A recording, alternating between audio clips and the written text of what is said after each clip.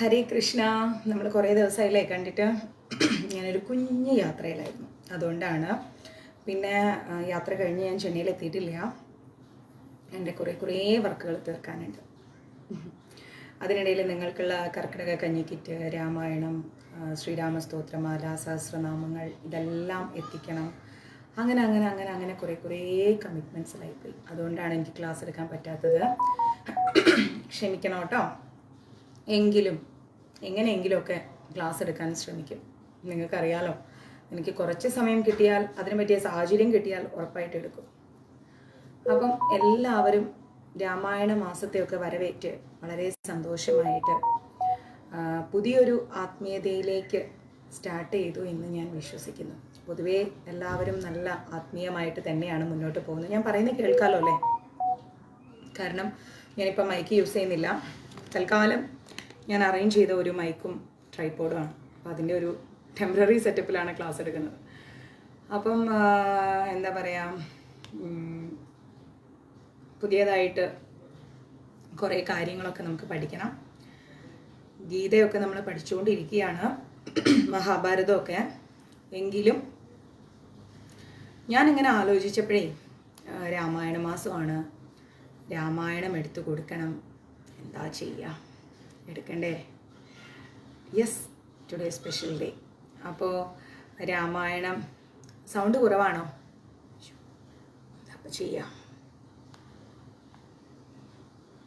നമ്മുടെ മൈക്കേ ഒന്നും കൂടെ ബാറ്ററി മാറ്റിയിട്ടൊക്കെ തിരിച്ചിട്ടൊക്കെ ഇട്ട പോലെ ആ ബാറ്ററി എവിടെ ഊരിയിട്ട് ഒന്ന് മാറ്റി ഒന്ന് തിരിച്ചിട്ടൊക്കെ നോക്കട്ടെ കേട്ടോ. നോക്കട്ടെ, അവിടെ ഒരു മിനിറ്റ് തന്നെ.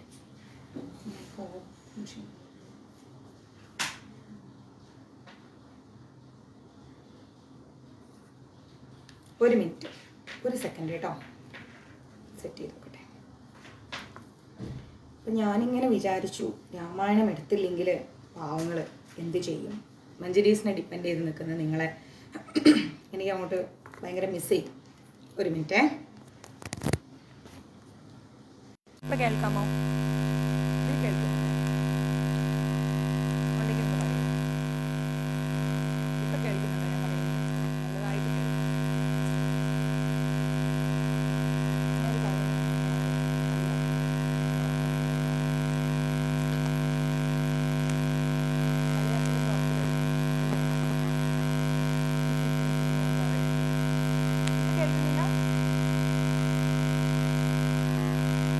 കേൾക്കുന്നില്ല? നല്ലതായിട്ട് കേൾക്കാന്ന് പറഞ്ഞു. കേൾക്കുന്നില്ല?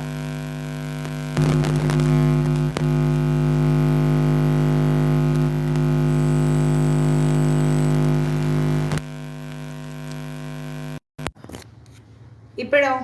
ഞാൻ കുറച്ച് വോളിയം കൂട്ടി പറയാതാന്നല്ല ഈ മൈക്ക്. പിന്നെ ഞാൻ ക്ലാസ് ഒക്കെ കഴിഞ്ഞിട്ടേ ഇത് പിടിച്ചേ, ക്ലാസ് ഒക്കെ കഴിഞ്ഞിട്ട് ഇത് ഞാൻ ടെസ്റ്റ് ചെയ്ത് പക്ക് ചെയ്തോളാം. ഇപ്പോൾ ഓക്കെ അല്ലേ? ഇപ്പം മൈക്ക് ഇല്ലാതെ പറയുമ്പോൾ ഓക്കെ അല്ലേ? ഇപ്പം കേൾക്കാലോ? ഞാൻ കുറച്ചും കൂടെ സൗണ്ട് കൂട്ടി പറയാം. മൈക്ക് ശരിയല്ല, അതാ കാര്യം. നമ്മുടെ ഒറിജിനൽ മൈക്ക് ചെന്നൈയിലാണ് ഇരിക്കുന്നത്. ഇപ്പം കേൾക്കുന്നില്ല? ഹരേ കൃഷ്ണ, നാരായണ. കേൾക്കാം, ഇപ്പോൾ ഓക്കെയാണ്. ഓക്കെ, അപ്പം ഞാൻ കുറച്ച് വോളിയം കൂട്ടി പറയാം. അപ്പം ഞാനിങ്ങനെ ആലോചിച്ചപ്പോഴേ എനിക്കിങ്ങനെ ഭയങ്കര സങ്കടമായി. കാരണം കുറച്ച് ദിവസമായി ക്ലാസ് എടുത്തിട്ട്. ഓക്കെ, നിങ്ങളും അത് അഡ്ജസ്റ്റ് ചെയ്ത് പോകുന്നു. മാതാജി എന്തൊക്കെയോ തിരക്കിലാണ്, അതുകൊണ്ടാണ് ക്ലാസ് എടുക്കാത്തത്. എനിക്കും അത് സങ്കടം. അപ്പം ഞാൻ ഓർത്തു, ഇത് രാമായണ മാസമല്ലേ? ഓക്കെ, രാമായണം എല്ലായിടത്തും ഇപ്പം കേൾക്കാം അല്ലേ? രാമായണ കഥയും നിങ്ങൾക്ക് എല്ലാവർക്കും അറിയാം. ഓൾമോസ്റ്റ് കംപ്ലീറ്റ് ആയിട്ട് അറിയില്ലെങ്കിലും ഏറെക്കുറെയൊക്കെ രാമായണ കഥയൊക്കെ നമുക്കറിയാം. ശ്രീരാമസ്വാമിയും ദശരഥ മഹാരാജാവും കൈകേയും സുമിത്രാമി, അങ്ങനെ കുറേ കഥകൾ. ലക്ഷ്മണസ്വാമിയും പിന്നെ സുഗ്രീവനും ബാലിയും രാവണനും ലങ്കയിൽ പോയതും തീ വെച്ചതും സീതാമ്മയെ അന്വേഷിച്ച് പോയതും സീതാദേവിയെ കണ്ടെത്തിയതും അങ്ങനെ കുറേ കാര്യങ്ങൾ നമുക്കറിയാം അല്ലേ? കംപ്ലീറ്റ് ഒരു കണക്ഷൻ കിട്ടിയില്ലെങ്കിലും ഓൾമോസ്റ്റ് അറിയാം. അപ്പോൾ നമുക്ക് മഞ്ജരീസിലൂടെ ഒരു വ്യത്യസ്തതായാലോ എന്ന് ഞാൻ ചിന്തിച്ചു. അതുകൊണ്ടാണ് ഇന്ന് ഞാൻ ഹനുമത് ചരിതവുമായിട്ട് വന്നിരിക്കുന്നത്. എത്ര പേർക്ക് കേൾക്കാൻ ആഗ്രഹമുണ്ട് ഹനുമാൻ സ്വാമിയെക്കുറിച്ച്? ഹനുമാൻ സ്വാമിയെക്കുറിച്ച് എനിക്ക് തോന്നുന്നു അങ്ങനെ അധികമൊന്നും ആരും എടുത്തിട്ടില്ല എന്ന് തോന്നുന്നു. പക്ഷെ നമുക്ക് എടുക്കണം. ഹനുമാൻ സ്വാമി എന്ന് പറഞ്ഞു കഴിഞ്ഞാൽ ശ്രീരാമസ്വാമിയുടെ, നമ്മൾ പറയില്ലേ ചങ്കാണെന്നൊക്കെ പറയില്ലേ, അതിനേക്കാൾ മുകളിലാണ്. ശ്രീരാമസ്വാമി അങ്ങോട്ടേക്ക് ഹനുമാൻ സ്വാമി എന്ന് പറഞ്ഞു കഴിഞ്ഞാൽ മറുവാക്കില്ലാത്ത ഒരു ഒരു ഭയങ്കരമായിട്ട് അങ്ങോട്ട് ഹൃദയം കീഴടക്കി വെച്ചിരിക്കുകയാണ് ഹനുമാൻ സ്വാമി. നമുക്കെല്ലാവർക്കും, എനിക്കും അതെ, നമുക്കെല്ലാവർക്കും ഭയങ്കര ഇഷ്ടമാണ് ഹനുമാൻ സ്വാമിയെ കുറിച്ച് കേൾക്കാൻ, അല്ലേ? രാ എന്നൊരു അക്ഷരം പറഞ്ഞാൽ തന്നെ ഹനുമാൻ സ്വാമി അവിടെ അങ്ങ് എത്തും. അതാണ് സ്വാമിയും ശ്രീരാമസ്വാമിയും തമ്മിലുള്ളൊരു ബന്ധം എന്ന് പറയുന്നത്. ഓക്കെ, അപ്പോൾ ധർമ്മം എന്താണ്? ഹനുമാൻ സ്വാമിയുടെ കാര്യത്തിലേക്ക് നമ്മൾ പോവുകയാണെങ്കിൽ ധർമ്മം എന്താണ്? സത്യത്തിൻ്റെ തത്വാർത്ഥം എന്ന് പറഞ്ഞാൽ എന്താണ്? നമ്മൾ എന്തൊക്കെയൊക്കെയോ കുറേ പഠിച്ചിട്ടുണ്ട്, അല്ലേ? ഞാനും കേരളത്തിലെ മഴ ആസ്വദിച്ചുകൊണ്ടിരിക്കുകയാണ്.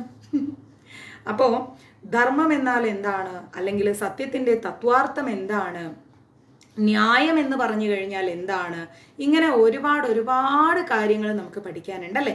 ഇതുപോലെയുള്ള ഒട്ടനവധി സ്വഭാവ ഗുണങ്ങൾ തെളിവായി കഴിഞ്ഞാൽ, അങ്ങനെയുള്ള കുറേ കാര്യങ്ങൾ നമുക്ക് മനസ്സിലാക്കാൻ സാധിച്ചു കഴിഞ്ഞാൽ നമ്മൾ നല്ല ബോധവാന്മാരായി മാറുമെന്നാണ് ഹനുമത് ചരിതത്തിൽ പറഞ്ഞിരിക്കുന്നത്. ധർമ്മത്തെക്കുറിച്ച് പഠിച്ചാൽ, സത്യത്തെക്കുറിച്ച് പഠിച്ചാൽ, ന്യായത്തിൻ്റെ ഒരു ശക്തിയെക്കുറിച്ച് പഠിച്ചു കഴിഞ്ഞാൽ നമ്മൾക്ക് ഹനുമത് ചരിതത്തിൽ പറയുന്നു നമ്മൾ നല്ല വ്യക്തിബോധമുള്ള വ്യക്തികളായി മാറുമെന്നാണ് പറയുന്നത്. മനസ്സിലായില്ലേ? അങ്ങനെയുള്ള ഒത്തിരി കഥാപാത്രങ്ങൾ നമ്മുടെ പുരാണങ്ങളിലുണ്ട്. നല്ല ന്യായബോധമുള്ള, സത്യമായിട്ട് നിൽക്കുന്ന, അതുപോലെ എന്താ പറയുക, നല്ല ധർമ്മബോധമുള്ള ഒത്തിരി വ്യക്തിത്വങ്ങളുണ്ട്. അതിൽ പ്രമുഖ സ്ഥാനമാണ് നമ്മുടെ ഹനുമാൻ സ്വാമിക്ക് കൊടുത്തിട്ടുള്ളത്. ഓക്കെ, അതേപോലെ നോക്കുകയാണെങ്കിൽ നമ്മൾ ഇതുപോലെയുള്ള കുറേ ബുദ്ധിമാന്മാരായിരിക്കുന്ന രാജാക്കന്മാരുടെയും അതുപോലെ ഭക്തരുടെയും ഒക്കെ ജീവിതം തുടരെ വായിക്കുകയും ഫോളോ ചെയ്യുകയും ചെയ്യുകയാണെങ്കിൽ ഉറപ്പായിട്ടും നമുക്ക് ഭയങ്കര ഒരു രോമാഞ്ചമാണ് അവരെ കുറിച്ച് കേൾക്കുമ്പോൾ തന്നെ, അല്ലേ? അത് മാത്രമല്ല, അവരെക്കുറിച്ചുള്ള കാര്യങ്ങളൊക്കെ നമ്മൾ കുറേ വായിച്ചു പഠിക്കുമ്പോൾ നമ്മളിൽ എന്താ സംഭവിക്കാന്നറിയോ? ഒരുപാട് ആപത്തുകൾ നമ്മുടെ ജീവിതത്തിലുണ്ട്. നമ്മൾ അറിഞ്ഞോ അറിയാതെയോ കഴിഞ്ഞ ജന്മം ചെയ്തു പോയ പല പ്രശ്നങ്ങളുടെ പരിണിത ഫലമായിട്ട് നമ്മൾ ഈ ജന്മത്തിൽ പലതരത്തിൽ പല പ്രയാസങ്ങളും അനുഭവിക്കുന്നുണ്ട്. അപ്പം ഈ പ്രയാസങ്ങളെയെല്ലാം തരണം ചെയ്യാനുള്ള ഒരു ധൈര്യം നമുക്ക് ഇതുപോലെയുള്ള മഹത് വ്യക്തിത്വങ്ങളുടെ ജീവിതത്തിലൂടെ നമുക്ക് കിട്ടും. യാതൊരു സംശയവും ഇല്ല, ഉറപ്പായിട്ടും കിട്ടിയിരിക്കും. അതിന് ഏറ്റവും നല്ല ഒരു ഗ്രന്ഥമാണ് ഹനുമത് ചരിതം എന്ന് പറയുന്നത്. ഹനുമത് ചരിതം ആരാണോ കേൾക്കുന്നത്, ആരാണോ വായിക്കുന്നത്, അവരുടെ ജീവിതത്തിൽ ഉറപ്പായിട്ടും പ്രതിസന്ധികൾ തരണം ചെയ്യാനുള്ള ഒരനുഗ്രഹം കിട്ടിയിരിക്കും. ഓക്കെ, അപ്പോൾ എല്ലാവരും മഞ്ജരീസിൻ്റെ ക്ലാസ് എത്രയും പെട്ടെന്ന് ഷെയർ ചെയ്യുക. നമ്മൾ എടുക്കുന്നത് രാമായണമല്ല. രാമായണം എന്ന് പറയുന്നത് സാക്ഷാൽ ശ്രീരാമസ്വാമിയുടെ ജീവചരിത്രമാണെങ്കിൽ ശ്രീരാമസ്വാമിയുടെ ചങ്കോട് ചങ്കായിരിക്കുന്ന നമുക്കെല്ലാവർക്കും പ്രിയപ്പെട്ട ആഞ്ജനേയ സ്വാമിയുടെ, ഹനുമാൻ സ്വാമിയുടെ ജീവചരിത്രം, അല്ലെങ്കിൽ അദ്ദേഹത്തിൻ്റെ ഹൃദയത്തിലൂടെ, ആ ഭക്തിയിലൂടെയാണ് നമ്മൾ കടന്നു പോകുന്നത്. അത് നമുക്ക് ഈ ഒരു കർക്കിടക മാസത്തിൽ തന്നെ പഠിക്കാൻ സാധിച്ചു എന്ന് പറയുന്നത് നിങ്ങളുടെ പുണ്യമാണ്. അല്ലെങ്കിൽ എനിക്ക് ഒരിക്കലും അതെടുക്കാൻ തോന്നില്ല. ഇന്നലെ രാത്രി കിടന്നപ്പോൾ ഞാൻ ഇങ്ങനെ ആലോചിച്ചു, എന്തെങ്കിലും വ്യത്യസ്തത കൊടുക്കണമല്ലോ എൻ്റെ മഞ്ജരീസ് കുടുംബത്തിന്. അങ്ങനെ ചിന്തിച്ചപ്പോഴാണ് ഞാൻ ചിന്തിച്ചത്, എങ്കിൽ ഹനുമത് ചരിതമാവാം. കാരണം രാമായണം എല്ലായിടത്തും ഉണ്ട്. എല്ലാവരും ഇപ്പോൾ ഈ രാമായണം പറയുന്ന ഒരു തിരക്കിലാണ്. രാമായണം വായിക്കുക, രാമായണം പറയുക, രാമായണം കേൾക്കുക, അതിൻ്റെ ഒരു ബിസി ഷെഡ്യൂളിലാണ്. അപ്പം നമുക്ക് കുറച്ച് വ്യത്യസ്തമായിട്ട് ഹനുമത് ചരിതം കേൾക്കാം. ഹനുമാൻ സ്വാമിയെക്കുറിച്ച് പറയുമ്പോഴേക്കും തന്നെ ശ്രീരാമസ്വാമി അവിടെ ഓടിയെത്തും. ശ്രീരാമസ്വാമിയെക്കുറിച്ച് പറയുമ്പോഴേക്കും ഹനുമാൻ സ്വാമിയും ഓടിയെത്തും. ഭക്തനും ഭക്തിയും ഭഗവാനും കൂടി ചേർന്ന് കഴിഞ്ഞാൽ പിന്നെ പറയാനൊന്നുമില്ല, അല്ലേ? അപ്പം നമുക്ക് ഒരു വ്യത്യസ്തമായൊരു വഴിയിലൂടെ പോകാം. റെഡി? ഓക്കെ, അതിന് മുൻപേ മഞ്ജരീസിൻ്റെ ക്ലാസ് എല്ലാവരും ഷെയർ ചെയ്യുക. Manjaris contact number 9342494941. എന്തെങ്കിലും ഉണ്ടെങ്കിൽ മഞ്ജരീസിൻ്റെ വാട്സപ്പിലേക്ക് ഇടാം. ലേറ്റ് ആയാലും ഞാൻ നോക്കാം. ഞാൻ ഇങ്ങനെ യാത്രകളിലാണെങ്കിലും മെസ്സേജുകൾ കുറേയൊക്കെ മഞ്ജരീസിൻ്റെ ഫോണിൽ നോക്കുന്നുണ്ട്. അതിലേക്ക് മാത്രം മെസ്സേജ് അയക്കാൻ ശ്രമിക്കുക. പിന്നെ കർക്കിടക കഞ്ഞിക്കിറ്റ് ഇനി എൻ്റെ കയ്യിൽ വളരെ കുറച്ചേ ഉള്ളൂ. ഞാൻ അതൊക്കെ കൂടെ റെഡിയാക്കാനും കൂടെയൊക്കെ ആയിട്ടാണ് ഓടി വന്നത്. അപ്പം അതൊക്കെ വളരെ പ്യുവറായിട്ടുള്ള കർക്കിടക കഞ്ഞിക്കിറ്റാണ്. നമ്മുടെ കക്കുങ്കായൊക്കെ കളക്ട് ചെയ്ത് ചേർത്തിട്ട്, അപ്പോൾ അതൊക്കെ വേണമെങ്കിൽ പെട്ടെന്ന് അഡ്രസ്സ് ഇടാം. ഇനി വളരെ കുറച്ചേ ഉള്ളൂ. 7 ദിവസത്തെ ഉലുവണ്ടയൊക്കെ ചേർത്താണ് നമ്മൾ അയക്കുന്നത്. പിന്നെ കുറേ വിശേഷങ്ങളുണ്ട്. എല്ലാം ചെന്നൈയിൽ എത്തിയിട്ട് പറയാം. ഓക്കെ, ഏകാദശി നാളെയാണ്, അതെടുക്കാൻ മറക്കരുത്. കർക്കിടക മാസത്തിൽ വളരെ പുണ്യമായിരിക്കുന്ന ശയന ഏകാദശിയാണ് നാളെ. അതെടുക്കാൻ ആരും മറക്കരുത്. ഓക്കെ, എടുക്കണം. അപ്പോൾ ഇനി നമുക്ക് പഠിക്കാനുള്ളതെന്ന് പറഞ്ഞു കഴിഞ്ഞാൽ രാമായണ മഹാകാവ്യത്തിൽ, അങ്ങനെ തന്നെ പറയണം, രാമായണ മഹാകാവ്യത്തിൽ ഒരുപാട് കഥാപാത്രങ്ങളുണ്ട്. നല്ല വീരസാഹസികമായിരിക്കുന്ന, നമ്മളെല്ലാവരെയും രോമാഞ്ചം കൊള്ളിക്കുന്ന ഒത്തിരി കഥാപാത്രങ്ങളുണ്ട്, അല്ലേ? പലരെയും നിങ്ങൾക്കറിയാം. അറിയാവുന്ന പേരുകൾ നിങ്ങൾ ടൈപ്പ് ചെയ്തിട്ടുള്ളൂ. സാക്ഷാൽ ശ്രീരാമസ്വാമിയുണ്ട്, ഭരതസ്വാമിയുണ്ട്, ശത്രുഘ്നസ്വാമിയുണ്ട്, വിഭീഷണസ്വാമിയുണ്ട്, സുഗ്രീവനുണ്ട്. അങ്ങനെ ഒരുപാട് കഥാപാത്രങ്ങൾ ഈ രാമായണത്തിലുണ്ട്. ഓക്കെ, ഇവരെല്ലാവരും ഓൾമോസ്റ്റ് ഈക്വൽ ആണെങ്കിലും സമനിലയിലുള്ള ആളുകളാണെങ്കിൽ കൂടിയും സീതാരാമന്മാരുടെ മാതൃകാ ജീവിതം എന്ന് പറയുന്നത് അതൊരു വല്ലാത്ത ജീവിതമാണ്. അവർക്ക് ആരോടും ദേഷ്യമില്ല, ആരോടും വാശിയില്ല, ആരോടും വെറുപ്പില്ല. വല്ലാത്തൊരു എല്ലാവരുടെ ജീവിതത്തിലെയും ഉൾക്കൊള്ളിക്കാൻ പറ്റുന്ന ഒരു നല്ല ജീവിതമാണ് സീതാരാമന്മാരുടെ ജീവിതം, അല്ലേ? അവരുടെ ഹൃദയത്തിലേക്ക് കടന്നു ചെല്ലാൻ എല്ലാവരേക്കാൾ കൂടുതലും സാധിച്ചിരിക്കുന്നത് ആഞ്ജനേയ സ്വാമിക്കാണ്. അതിൽ യാതൊരു തർക്കവുമില്ല. സീതാരാമന്മാരുടെ ഹൃദയത്തിലേക്ക് ആഞ്ജനേയ സ്വാമി കടന്നു ചെന്നിരിക്കുന്നതിൻ്റെ ആഴെന്ന് പറഞ്ഞാൽ നമുക്കൊരിക്കലും വർണ്ണിക്കാൻ കഴിയില്ല. ഒരു ചരിതത്തിലൂടെയും നമുക്ക് വർണ്ണിക്കാൻ കഴിയാത്ത അത്രയും നമ്മുടെ ആഞ്ജനേയ സ്വാമി സീതാരാമന്മാരുടെ ഹൃദയത്തിലേക്ക് കടന്നു ചെന്നിട്ടുണ്ട്. നമുക്കും നമ്മുടെ ഭഗവാന്റെ ഹൃദയത്തിലേക്ക് അത്രമേൽ പറ്റിയില്ലെങ്കിലും അതിൻ്റെ 1% നമ്മളും കടന്നു ചെല്ലണം, അല്ലേ? അങ്ങനെ നമുക്ക് എല്ലാവർക്കും ആഗ്രഹമില്ലേ? ഓക്കെ, അപ്പോൾ ഹനുമാൻ സ്വാമിയെക്കുറിച്ച് നിങ്ങൾക്ക് എന്തൊക്കെ അറിയാം എന്ന് ഞാൻ ചോദിച്ചാൽ എന്താ പറയുക, ഹനുമാൻ സ്വാമി നിത്യബ്രഹ്മചാരിയാണ്, അതുപോലെ മഹാനായ വീരനാണ്, അത്യുഗ്ര ശക്തനാണ്, ബുദ്ധിമാനാണ്, ചാതുര്യ ശിരോമണിയാണ്, പിന്നെ പറയുകയാണെങ്കിൽ വിദ്വാനാണ്, സംഗീതജ്ഞനാണ് ഹനുമാൻ സ്വാമി, സേവകനാണ്, ധർമാചാര്യനാണ്, ഭയമില്ലാത്തവനാണ്, അതുപോലെ തന്നെ സത്യവാദിയാണ്. സത്യത്തെ മാത്രമേ ഹനുമാൻ സ്വാമി ഉൾക്കൊള്ളുകയുള്ളൂ. പിന്നെ സർവോപരി യജമാനന്റെ ഏറ്റവും ഇഷ്ടപ്പെട്ട ദാസനാണ് ഹനുമാൻ സ്വാമി. പിന്നെ എന്ന് പറഞ്ഞു കഴിഞ്ഞാൽ സർവേശ്വരന്റെ ആ ഒരു ഹൃദയവും ഹൃദയത്തിന്റെ നിലനിൽപ്പും എന്ന് പറഞ്ഞു കഴിഞ്ഞാൽ നമ്മൾ പറയില്ലേ, ഹൃദയവും ഹൃദയത്തുടിപ്പും എന്നൊക്കെ പറയില്ലേ, അത് ഹനുമാൻ സ്വാമിയാണ്. അത്രയ്ക്കുണ്ട് ഹനുമാൻ സ്വാമിയുടെ ആ ഒരു മഹത്വം എന്ന് പറയുന്നത്. മഹത്വവും രഹസ്യവും എല്ലാം മനസ്സിലാക്കിയിട്ടുള്ള, ഗുണമൊക്കെ മനസ്സിലാക്കിയിട്ടുള്ള മറ്റൊരു ഭക്തൻ, ഹനുമാൻ സ്വാമിക്ക് തുല്യനായ മറ്റൊരു ഭക്തൻ ഇല്ല എന്നുള്ള കാര്യം ഉറപ്പാണ്. അത്രയും ശക്തനാണ് നമ്മുടെ ആഞ്ജനേയ സ്വാമി. ഒരിക്കല് സബർമതി എല്ലാവർക്കും അറിയാലോ. സബർമതിയിൽ വെച്ചിട്ട് നമ്മുടെ രാഷ്ട്രപിതാവായിരിക്കുന്ന മഹാത്മാഗാന്ധി അദ്ദേഹം പറഞ്ഞൊരു കാര്യമുണ്ട്. യുവതീ യുവാക്കളെ ഇങ്ങനെ അഭിസംബോധന ചെയ്തുകൊണ്ട് അദ്ദേഹം സംസാരിക്കുന്ന സമയത്ത് അദ്ദേഹം പറയാണ്, എന്താ പറഞ്ഞെന്നറിയോ, നമ്മൾ ഹനുമത് വിഗ്രഹം വെച്ചുകൊണ്ട് പ്രതിഷ്ഠിച്ച് പൂജിക്കണം എന്ന് പറഞ്ഞു. എന്തുകൊണ്ടായിരിക്കും നമ്മൾ ഹനുമത് വിഗ്രഹം വെച്ചിട്ട് പ്രതിഷ്ഠിച്ച് പൂജിക്കണം എന്ന് പറയുന്നത്? അദ്ദേഹം ഒരു ധീരയോദ്ധാവായിരുന്നു. ആരാണ്? ഹനുമാൻ സ്വാമി. അദ്ദേഹത്തിന്റെ മുമ്പിൽ രാമായണത്തിന്റെ തുടക്കം മുതൽ പറയുകയാണെങ്കിൽ ഹനുമാൻ സ്വാമിയുടെ മുമ്പിൽ സാക്ഷാൽ യജമാനനായിരിക്കുന്ന ശ്രീരാമസ്വാമിയുടെ ഒരു പ്രതിസന്ധി ഘട്ടത്തിൽ യാതൊന്നും നോക്കാതെ, മുന്നും പിന്നും നോക്കാതെ എടുത്തു ചാടി ആ ദൗത്യം പൂർത്തീകരിക്കാൻ വേണ്ടിയിട്ട്, ഈ രാമായണം എന്ന് പറഞ്ഞാൽ തന്നെ നമ്മൾ ആദ്യം ഓർക്കുന്നത് സീതാരാമ ആഞ്ജനേയ സ്വാമിയാണ്. അത് കഴിഞ്ഞിട്ടാണ് നമ്മൾ മറ്റെല്ലാം ഓർക്കുന്നത്, അല്ലെ? സദാ രാമനാമം ജപിച്ച് ജയ് സീതാറാം ജയ് സീതാറാം ഇത് തന്നെ പറഞ്ഞുകൊണ്ടിരിക്കുന്ന പുണ്യവാനായിരിക്കുന്ന ഒരു ഏറ്റവും മികച്ച ദാസനാണ് നമ്മുടെ ഹനുമാൻ സ്വാമി. അപ്പോ നമ്മുടെ ധീരയോദ്ധാവായതുകൊണ്ടാണ് നമ്മളെല്ലാവരും ഹനുമാൻ സ്വാമിയെ ആരാധിക്കുന്നത്. വായുപുത്രനായിരിക്കുന്ന ആ ഹനുമാൻ സ്വാമി അതുല്യ ബലശാലിയായിരുന്നു എന്നുള്ളത് മറ്റൊരു വലിയ സത്യം തന്നെയാണ്. അതെല്ലാവർക്കും അറിയാം. അതിലുപരി കായിക ശേഷിയുള്ള ഒരാളായിരുന്നു. പൂജിക്കേണ്ടതെങ്കിൽ അതികായകന്മാരായിരിക്കുന്ന രാവണൻ, കുംഭകർണൻ, ഇന്ദ്രജിത്ത്, അങ്ങനെയുള്ള ഒരുപാട് പേരുടെ വിഗ്രഹങ്ങളല്ലേ പ്രതിഷ്ഠിച്ച് പൂജിക്കേണ്ടതെന്ന് പല യുവതീ യുവാക്കളും ആ സമയത്തിന് ഒരു സംശയം പറഞ്ഞിട്ടുണ്ടായിരുന്നു. എന്നാൽ അങ്ങനെ ഒരു ചിന്താഗതി ഇന്നത്തെ ആളുകളുടെ മനസ്സിലുമുണ്ട്. പലരും ഇങ്ങനെ പല കോഡ്സ് വിടാറുണ്ട്, ഞാൻ കാണാറുണ്ട്. എന്താണ്, പ്രണയം എന്ന് പറഞ്ഞു കഴിഞ്ഞാൽ രാവണനെയും സീതയും പോലെ ആയിരിക്കണം. ഇതൊക്കെ വളരെ മഹാവിഡ്ഢിത്തരമാണ്. അങ്ങനെയൊന്നും ഒരിക്കലും നമ്മൾ ചിന്തിക്കാൻ പോലും പാടില്ല. നമ്മുടെ പുരാണ ഇതിഹാസ ഗ്രന്ഥങ്ങളെ വളച്ചൊടിക്കുന്ന തരത്തിലുള്ള ഒരു ചിന്തകളും നമ്മുടെ ഉള്ളിലൂടെ കടന്നു പോകാൻ പാടില്ല. പിന്നെന്താ പറയുന്നത്, അങ്ങനെ ചിന്തിക്കുന്നതേ തെറ്റാണെന്നാ പറയുന്നത്. കാരണം ഹനുമാൻ സ്വാമിക്ക് ഉണ്ടായിരുന്ന ശക്തി ബാഹ്യമായിരിക്കുന്ന ഒരു കായിക ശേഷി അല്ല, പുറമേയുള്ള ഒരു ശക്തിയല്ല ഹനുമാൻ സ്വാമിക്ക് ഉണ്ടായിരിക്കുന്നത്. പിന്നെ എന്താണ് ഹനുമാൻ സ്വാമിക്ക് ഉണ്ടായിരിക്കുന്നത്? അദ്ദേഹത്തിന്റെ ശക്തി ആത്മീയ നേട്ടങ്ങൾ കൊണ്ട് കൈവരിച്ചതാണ്. ഒരു ശരീരത്തിന്റെ ശക്തി എന്ന് പറയുന്നത് നമുക്ക് ഈ ശരീരം നശിക്കുന്നതോടുകൂടി നശിച്ചു പോകും. എന്നാൽ ആത്മീയ ശക്തി എന്ന് പറയുന്നത് അനശ്വരമായ ആത്മാവിനെ പ്രതിനിധീകരിച്ചു കൊണ്ടുള്ളതാണ്. അപ്പോൾ ആ ആത്മാവിനെ പ്രതിനിധീകരിച്ചിരിക്കുന്ന ആ ശക്തി, അതാണ് ഹനുമാൻ സ്വാമിയുടെ ശക്തി എന്ന് പറയുന്നത്. അദ്ദേഹം ആത്മീയമായിരിക്കുന്ന നേട്ടങ്ങൾ കൊണ്ടാണ്, ആത്മീയമായിരിക്കുന്ന പ്രേമമായിരിക്കുന്ന ഭക്തി കൊണ്ട് നേടിയ ആ ശക്തിയാണ് അദ്ദേഹത്തിന്റെ കായിക ബലം എന്ന് പറയുന്നത്. മനസ്സിലായില്ലേ? അപ്പോ ആ ശക്തിയെ ഒരിക്കലും നമുക്ക് ഒന്നിനോടും ഉപമിക്കാൻ സാധിക്കില്ല. ശ്രീരാമസ്വാമിയോടുള്ള ആ ഒരു അസാധാരണമായിരിക്കുന്ന സ്നേഹ, ബഹുമാന, വിശ്വാസമായിരിക്കുന്ന ആ ഒരു സ്നേഹം, അത് ഹനുമാൻ സ്വാമിയുടെ അപാര ശക്തിക്ക് പ്രചോദനം നൽകിയ ഒരു ആത്മധൈര്യമായിരുന്നു. ഈ ആത്മധൈര്യമാണ് നമ്മുടെ ജീവിതത്തിൽ നമുക്ക് വേണ്ടത്. വേണ്ട എന്ന് തോന്നുന്നതെല്ലാം അങ്ങ് കളയാൻ നമ്മൾ പഠിക്കണം. ഇത് ഞാൻ എല്ലാ ക്ലാസ്സിലും പറയുന്നതാണ്. നമ്മൾക്ക് വേണ്ട എന്ന് തോന്നുന്നത് നമ്മൾ അങ്ങോട്ടേക്ക് ഒഴിവാക്കിയേക്കണം. അതിൻ്റെ മേളിൽ നമ്മൾ ചിന്തിക്കാനേ പോകരുത്. അങ്ങോട്ട് മാറ്റി അവിടെ നിർത്തണം.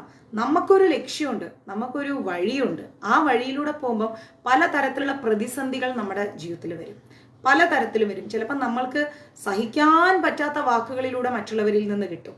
ചിലപ്പോൾ നമുക്ക് അങ്ങോട്ടേക്ക് എന്താ പറയുക, മറക്കാൻ പറ്റാത്ത വാക്കുകളിലൂടെ കിട്ടും നമ്മുടെ പ്രിയപ്പെട്ടവന്മാരിൽ നിന്ന്. പക്ഷെ അതൊന്നും നമ്മൾ മൈൻഡിൽ വെക്കരുത്. അത് ആ വഴിക്ക് അങ്ങ് വിട്ടേക്കാം. നമ്മൾ പോണ വഴി വേറെയാണ്. നമ്മുടെ ലക്ഷ്യം എന്താണെന്ന് നമ്മുടെ കൂടെയുള്ളവർക്ക് മനസ്സിലായില്ലെങ്കിൽ നമ്മുടെ ലക്ഷ്യം നമ്മൾ പ്രവർത്തിച്ച് കാണിച്ചു കൊടുക്കുക. ഇതാണ് എൻ്റെ ലക്ഷ്യം. അതിൽ ഒരു ധാർമ്മികതയുണ്ടെങ്കിൽ മറ്റുള്ളവരുടെ കണ്ണിൽ ചിലപ്പോൾ അത് 100 തെറ്റുകളാവാം, 100 ശരികളാവാം. ഇതൊന്നും നമ്മുടെ കൺസേൺ അല്ല. ശരിയായാലും ശരി, തെറ്റായാലും ശരി, നമ്മുടെ ലക്ഷ്യം ഭക്തിയാണ്, പ്രേമമാണ്, ഭഗവാനോടുള്ള ആ ഒരു എന്താ പറയുക, അചഞ്ചലമായിരിക്കുന്ന ആ ഒരു ഇഷ്ടമാണെങ്കിൽ അത് നമ്മൾ മുന്നോട്ട് കൊണ്ടുപോവുക. അതിന് ഒരാളും ചോദ്യം ചെയ്യേണ്ട കാര്യമില്ല, ഒരാളും അതിന് യാതൊരു മറുപടിയും നൽകേണ്ട കാര്യമില്ല. കാരണം നമ്മളും ഭഗവാനും തമ്മിലുള്ള ആ ഒരു ആത്മബന്ധമാണ്. ഇവിടെ ഇങ്ങനെയാണ് ഹനുമാൻ സ്വാമി സാക്ഷാൽ ശ്രീരാമസ്വാമിയായിട്ട് ഒരു ആത്മബന്ധം പുലർത്തിയിരിക്കുന്നത്. അപ്പോൾ നമ്മൾ എന്താ ചെയ്യേണ്ടതെന്ന് വെച്ച് കഴിഞ്ഞാൽ, ആ ഒരു ഹനുമാൻ സ്വാമിയുടെ അദ്ദേഹത്തിൻ്റെ ഒരു ശക്തി, ധൈര്യം, സേവനം ചെയ്യാനുള്ള ആ ഒരു മനസ്സ്, അതുപോലെ നിസ്വാർത്ഥമായിരിക്കുന്ന ആ ഒരു സ്നേഹം, ഇത് ഓരോരുത്തരും നമ്മുടെ ഓരോരുത്തരുടെയും ഹൃദയങ്ങളിൽ, ധൃതിമോളെ, ഓരോരുത്തരുടെ ഹൃദയങ്ങളിലും നമ്മൾ എന്ത് ചെയ്യണം, പ്രതിഷ്ഠിക്കണം.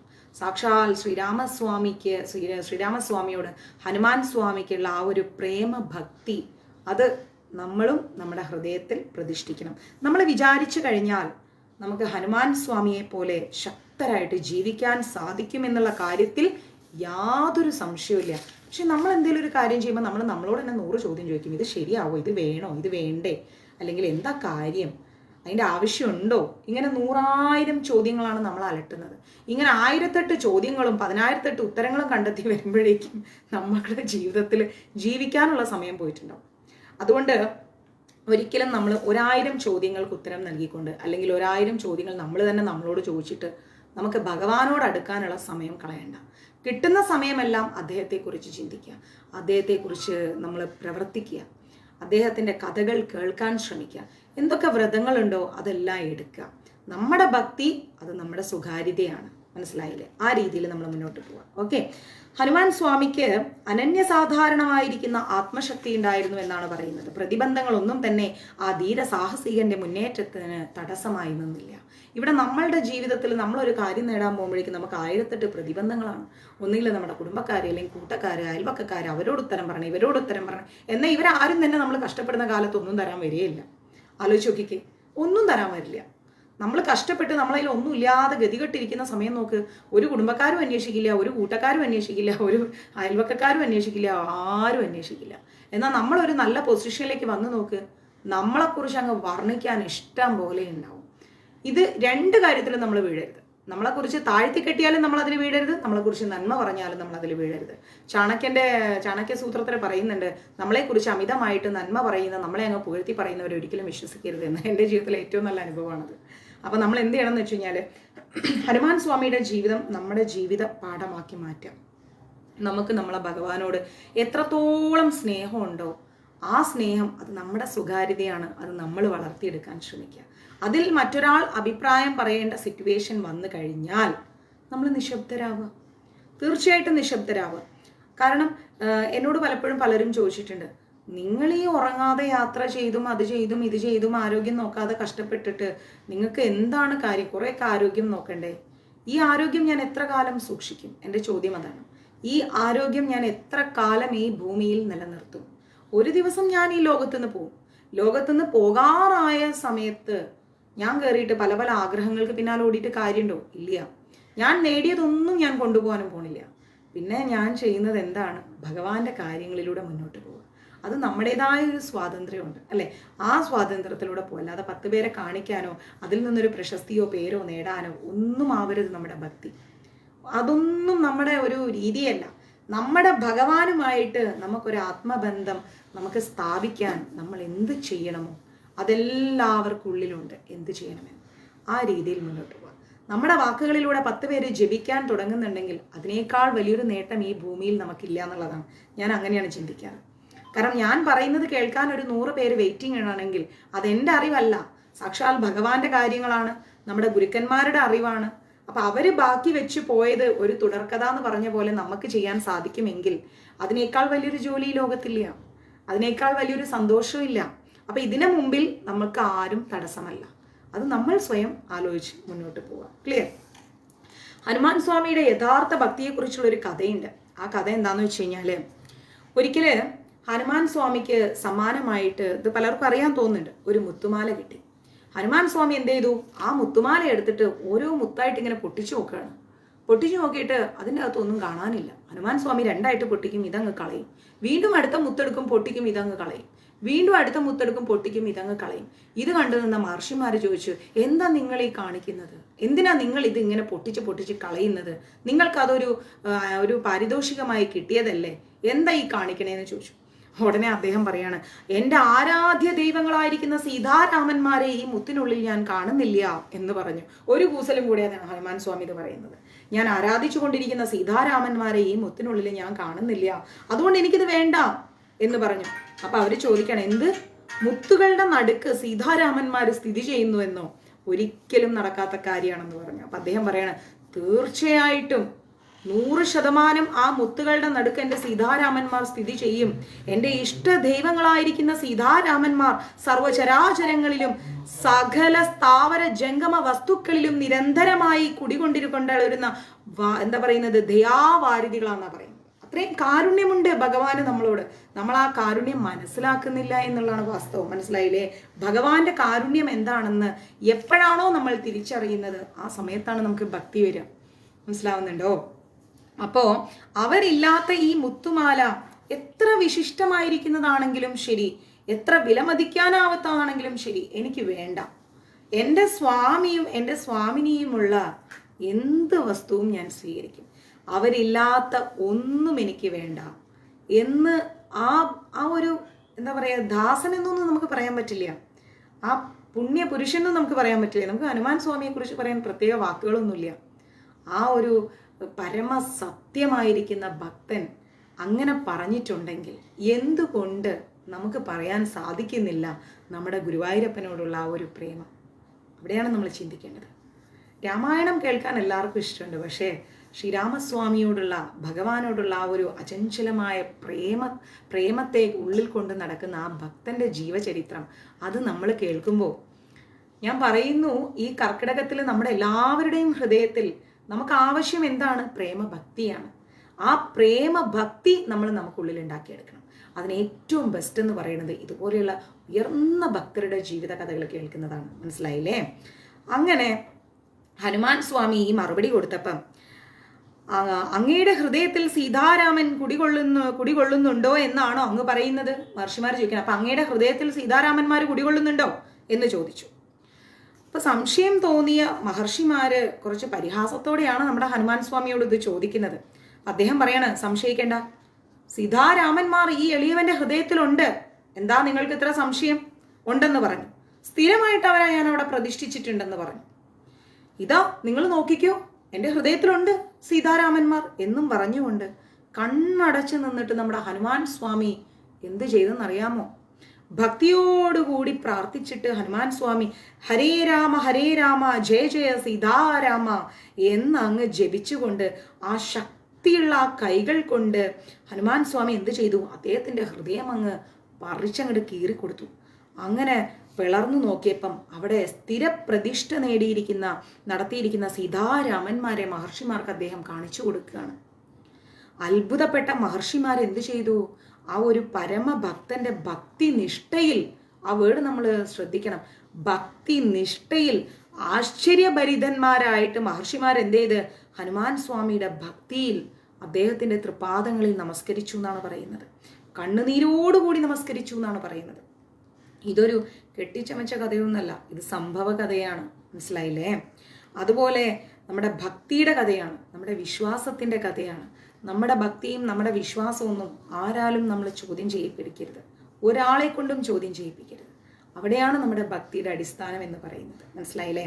അർപ്പണബോധത്തിൻ്റെയും ആത്മധൈര്യത്തിൻ്റെയും ആ ഒരു മകുടോദാഹരണമായിരിക്കുന്ന പ്രേമഭക്തിയുടെ കഥയാണത്. ഓക്കെ, ഇങ്ങനെ നമ്മുടെ വിശ്വാസത്തിൻ്റെയും ഭക്തിയുടെയും ധീരതയുടെയും ആത്മസമർപ്പണത്തിൻ്റെയും ശരിയായ മൂല്യം എന്താണ് എന്നുള്ളത് നമ്മുടെ ഹനുമാൻ സ്വാമിയുടെ കഥയിലൂടെയാണ് നമ്മൾ പഠിക്കേണ്ടത്. ഓക്കെ, എവിടെയൊക്കെയാണോ നമ്മുടെ സാക്ഷാൽ ശ്രീരാമസ്വാമിയുടെ കീർത്തനങ്ങൾ ഭക്തിയോടുകൂടി ആലപിക്കപ്പെടുന്നത്, അവിടെയൊക്കെ ശ്രീരാമസ്വാമിയുടെ ഏറ്റവും ഉയർന്ന ഭക്തനായിരിക്കുന്ന ഹനുമാൻ സ്വാമി അങ്ങോട്ടേക്ക് ഒരു സെക്കൻഡ് കൊണ്ട് പ്രത്യക്ഷപ്പെടുന്നതാണ്. എത്രയോ മൈക്രോ സെക്കൻഡ്സ് കൊണ്ട് അദ്ദേഹം പ്രത്യക്ഷപ്പെടും. മനസ്സിലായില്ലേ? അത് നമ്മൾ മനസ്സിലാക്കണം. രാമായണം എന്ന മഹാകാവ്യത്തില്, ആ ഒരു കാവ്യ സമാഹാരത്തിൽ തന്നെ അമൂല്യ പതക്കമായിട്ട് വിലമതിക്കാനാവാത്തൊരു മുദ്രയായിട്ട് നിൽക്കുന്ന ദിവ്യ രക്തമാണ് നമ്മുടെ ആര്? ഹനുമാൻ സ്വാമി. ഹനുമാൻ സ്വാമിയെ മാറ്റി നിർത്തിയിട്ട് സാക്ഷാൽ രാമായണമില്ല. രാമായണം എന്ന് പറഞ്ഞാൽ ഹനുമാൻ സ്വാമിയാണ്. അപ്പം അത്രയും ഒരു എന്താ പറയുക, പ്രേമഭക്തി നിറഞ്ഞ മഹാകാവ്യത്തിലെ പ്രമുഖമായിരിക്കുന്ന ഒരു വ്യക്തിത്വത്തെക്കുറിച്ചാണ് നമ്മൾ പഠിക്കാൻ പോകുന്നത്. ഓക്കെ, അപ്പം നമുക്ക് ആരാണ് ഹനുമാൻ സ്വാമി എന്നുള്ളത് നോക്കാം. ശക്തൻ എന്ന് പറഞ്ഞു കഴിഞ്ഞാൽ എന്താ അർത്ഥം? കായബലമുള്ളവൻ. ഓക്കെ, അത് മാത്രമാണോ ശക്തൻ എന്ന് പറഞ്ഞാൽ ഒരു അർത്ഥം? അത് മാത്രമല്ല, പിന്നെന്താണ്? ആത്മബോധം എന്ന ആത്മീയ ശക്തിയിൽ കൂടി. എന്താണ്? ആത്മബോധം എന്ന ആത്മീയ ശക്തിയിൽ കൂടി. ആത്മബോധം എന്ന് പറഞ്ഞാൽ എന്താണ്? നമ്മുടെ ആത്മാവും ആ ഒരു ആത്മാവ് കണക്റ്റ് ആയിരിക്കുന്നത് എങ്ങനെയാണ്? ബോധത്തിലാണ്. അതുകൊണ്ടാണ് നമ്മൾ നോൺ വെജ് ഉപയോഗിക്കാത്തത്. നമ്മൾ നോൺ വെജ് യൂസ് ചെയ്ത് കഴിഞ്ഞാൽ ആദ്യം നമ്മുടെ ബോധത്തെയാണ് പിടിമുറുക്കുന്നത്. ആ ഒരു നോൺ വെജ് യൂസ് ചെയ്യുമ്പം നമുക്ക് രജോ തമോ ഗുണങ്ങളിൽ പെട്ടിട്ട് നമ്മൾ ഒരുപാട് കഴിച്ചു, ഇനി വയ്യ, ഒന്ന് ഉറങ്ങണം എന്ന് പറഞ്ഞിട്ട് അങ്ങ് ഉറങ്ങും, അല്ലേ? എത്ര പേര് കർക്കിടക മാസത്തില് രാമായണ മാസ വ്രതം എടുത്തിട്ടുണ്ട്? എത്ര പേരെടുത്തിട്ടുണ്ട്? പറയൂ. പൊതുവേ നമ്മളെല്ലാവരും വെജിറ്റേറിയൻസ് ആണ്. എനിക്ക് തോന്നുന്നു കർക്കിടക മാസത്തിൽ അരിയാഹാരം ഉപേക്ഷിച്ചിട്ട് ആരൊക്കെ വ്രതം എടുത്തിട്ടുണ്ട്? അങ്ങനെ ആരെങ്കിലും എടുത്തിട്ടുണ്ടോ? 30 ദിവസം അരിയാഹാരം കഴിക്കാതെ ആരെങ്കിലും എടുത്തതായിട്ട് ആർക്കെങ്കിലും അറിയോ? ആരെങ്കിലും എടുത്തിട്ടുണ്ടോ? അരിയാഹാരങ്ങൾ ഉപേക്ഷിച്ചിട്ട് ആരാണ് കർക്കിടക മാസത്തിൽ രാമായണ മാസത്തിൽ വ്രതമെടുത്തിരിക്കുന്നത്? ആരെങ്കിലും എടുത്തിട്ടുണ്ടോ? മാതാജി, ഞങ്ങളെല്ലാം വെജിറ്റേറിയൻസ് ആണ്, പ്രത്യേകിച്ച് വ്രതത്തിന്റെ ആവശ്യമില്ല എന്നല്ല. അരിയാഹാരം ഉപേക്ഷിച്ചെടുത്തിരിക്കുകയാണോ പ്രീത മാതാജി? സൂപ്പർ.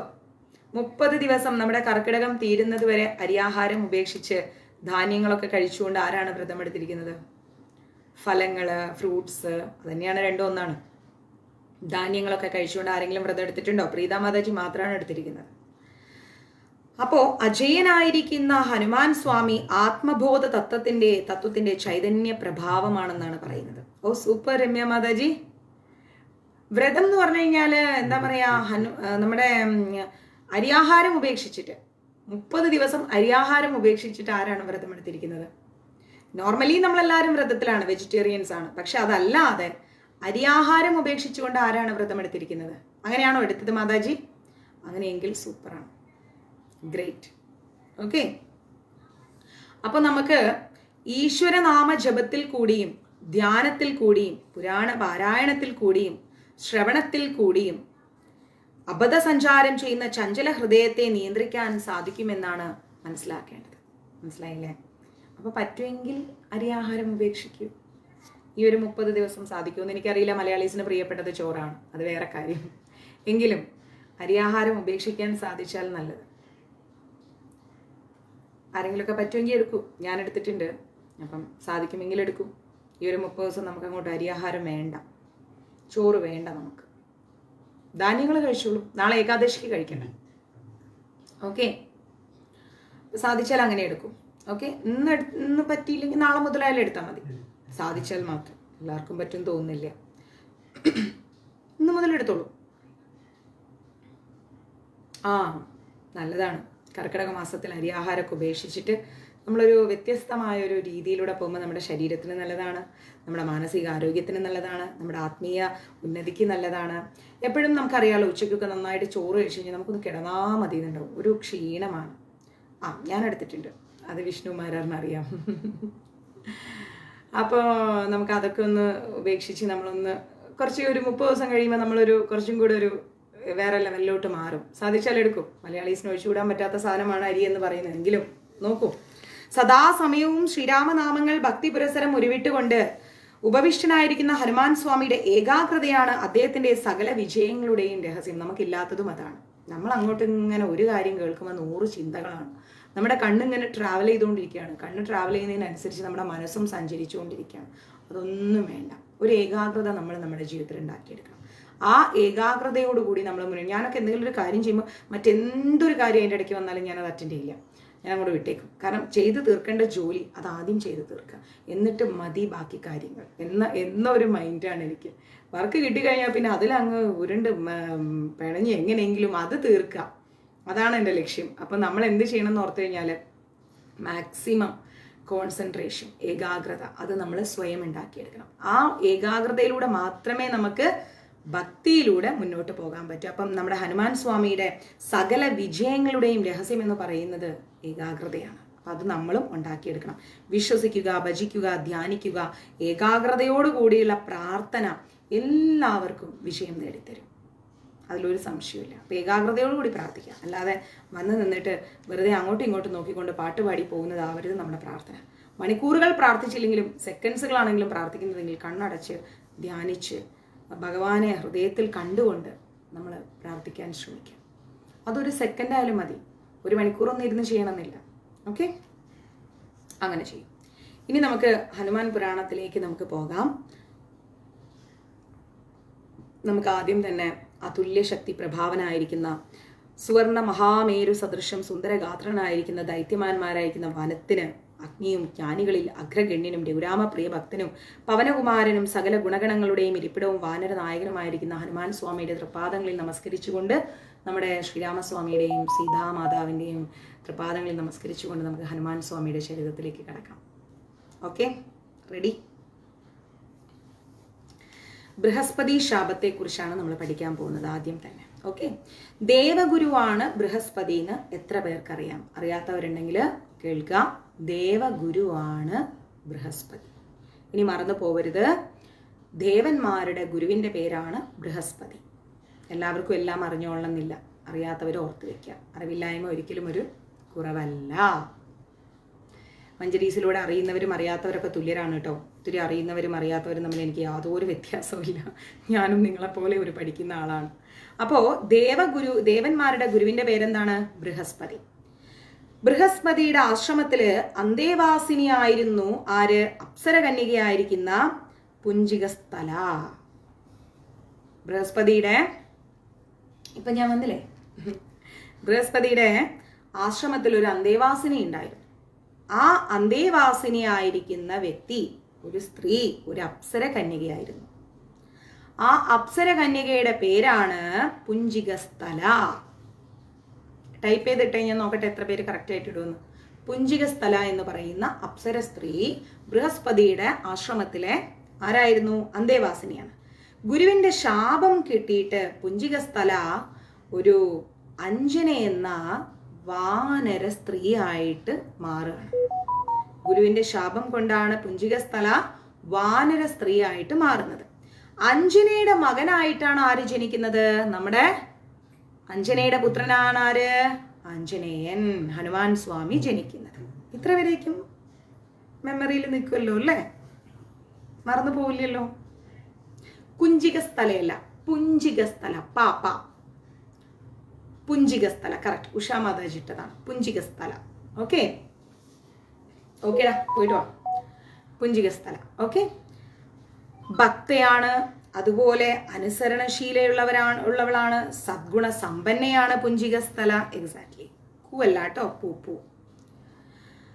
സുന്ദരിയാണ്, ഭയങ്കര എല്ലാ കഴിവുകളുമുള്ളൊരു നല്ലൊരു സ്ത്രീയായിരുന്നു. ദേവഗുരുവായിരിക്കുന്ന ബൃഹസ്പതി പുഞ്ചികസ്ഥലയെ പുത്രീ നിർവിശേഷം, അതായത് അന്തേവാസി ആയതുകൊണ്ട് തന്നെ സ്വന്തം മകളല്ല, പക്ഷേ ഒരു മകളേക്കാൾ കൂടുതൽ ദേവഗുരുവായിരിക്കുന്ന ബൃഹസ്പതി പുഞ്ചികസ്ഥലയെ സ്നേഹിച്ചിട്ടുണ്ടായിരുന്നു. ഒരർത്ഥത്തിൽ പറഞ്ഞാൽ ഈ ദേവഗുരുവിൻ്റെ അളവില്ലാത്ത ആ സ്നേഹം പുഞ്ചികസ്ഥലയെ പലപ്പോഴും ദേഷ്യപ്പെടുത്തിയിട്ടുണ്ടായിരുന്നു. കാരണം ഒന്നിനും സ്വാതന്ത്ര്യമില്ല പുഞ്ചികസ്ഥലയ്ക്ക്. അതുകൊണ്ട് ദേവഗുരു, ഇപ്പൊ പൊതുവേ അച്ഛനമ്മമാരെന്ന് പറഞ്ഞാൽ മക്കളെക്കുറിച്ച് ഭയങ്കര ആദിയുള്ളവരാണ്. അപ്പം ഇങ്ങനെ കുഞ്ഞാ കഥയാണടാ പറയുന്നത്, കേട്ടോട്ടാ, നല്ലൊരു കുഞ്ഞു കഥയാണ് പറയുന്നത്. എൻ്റെ മക്കൾ ശ്രദ്ധിച്ച് കേൾക്കുക. അപ്പോൾ ഈ അച്ഛൻ്റെ സ്ഥാനമായിരിക്കുന്ന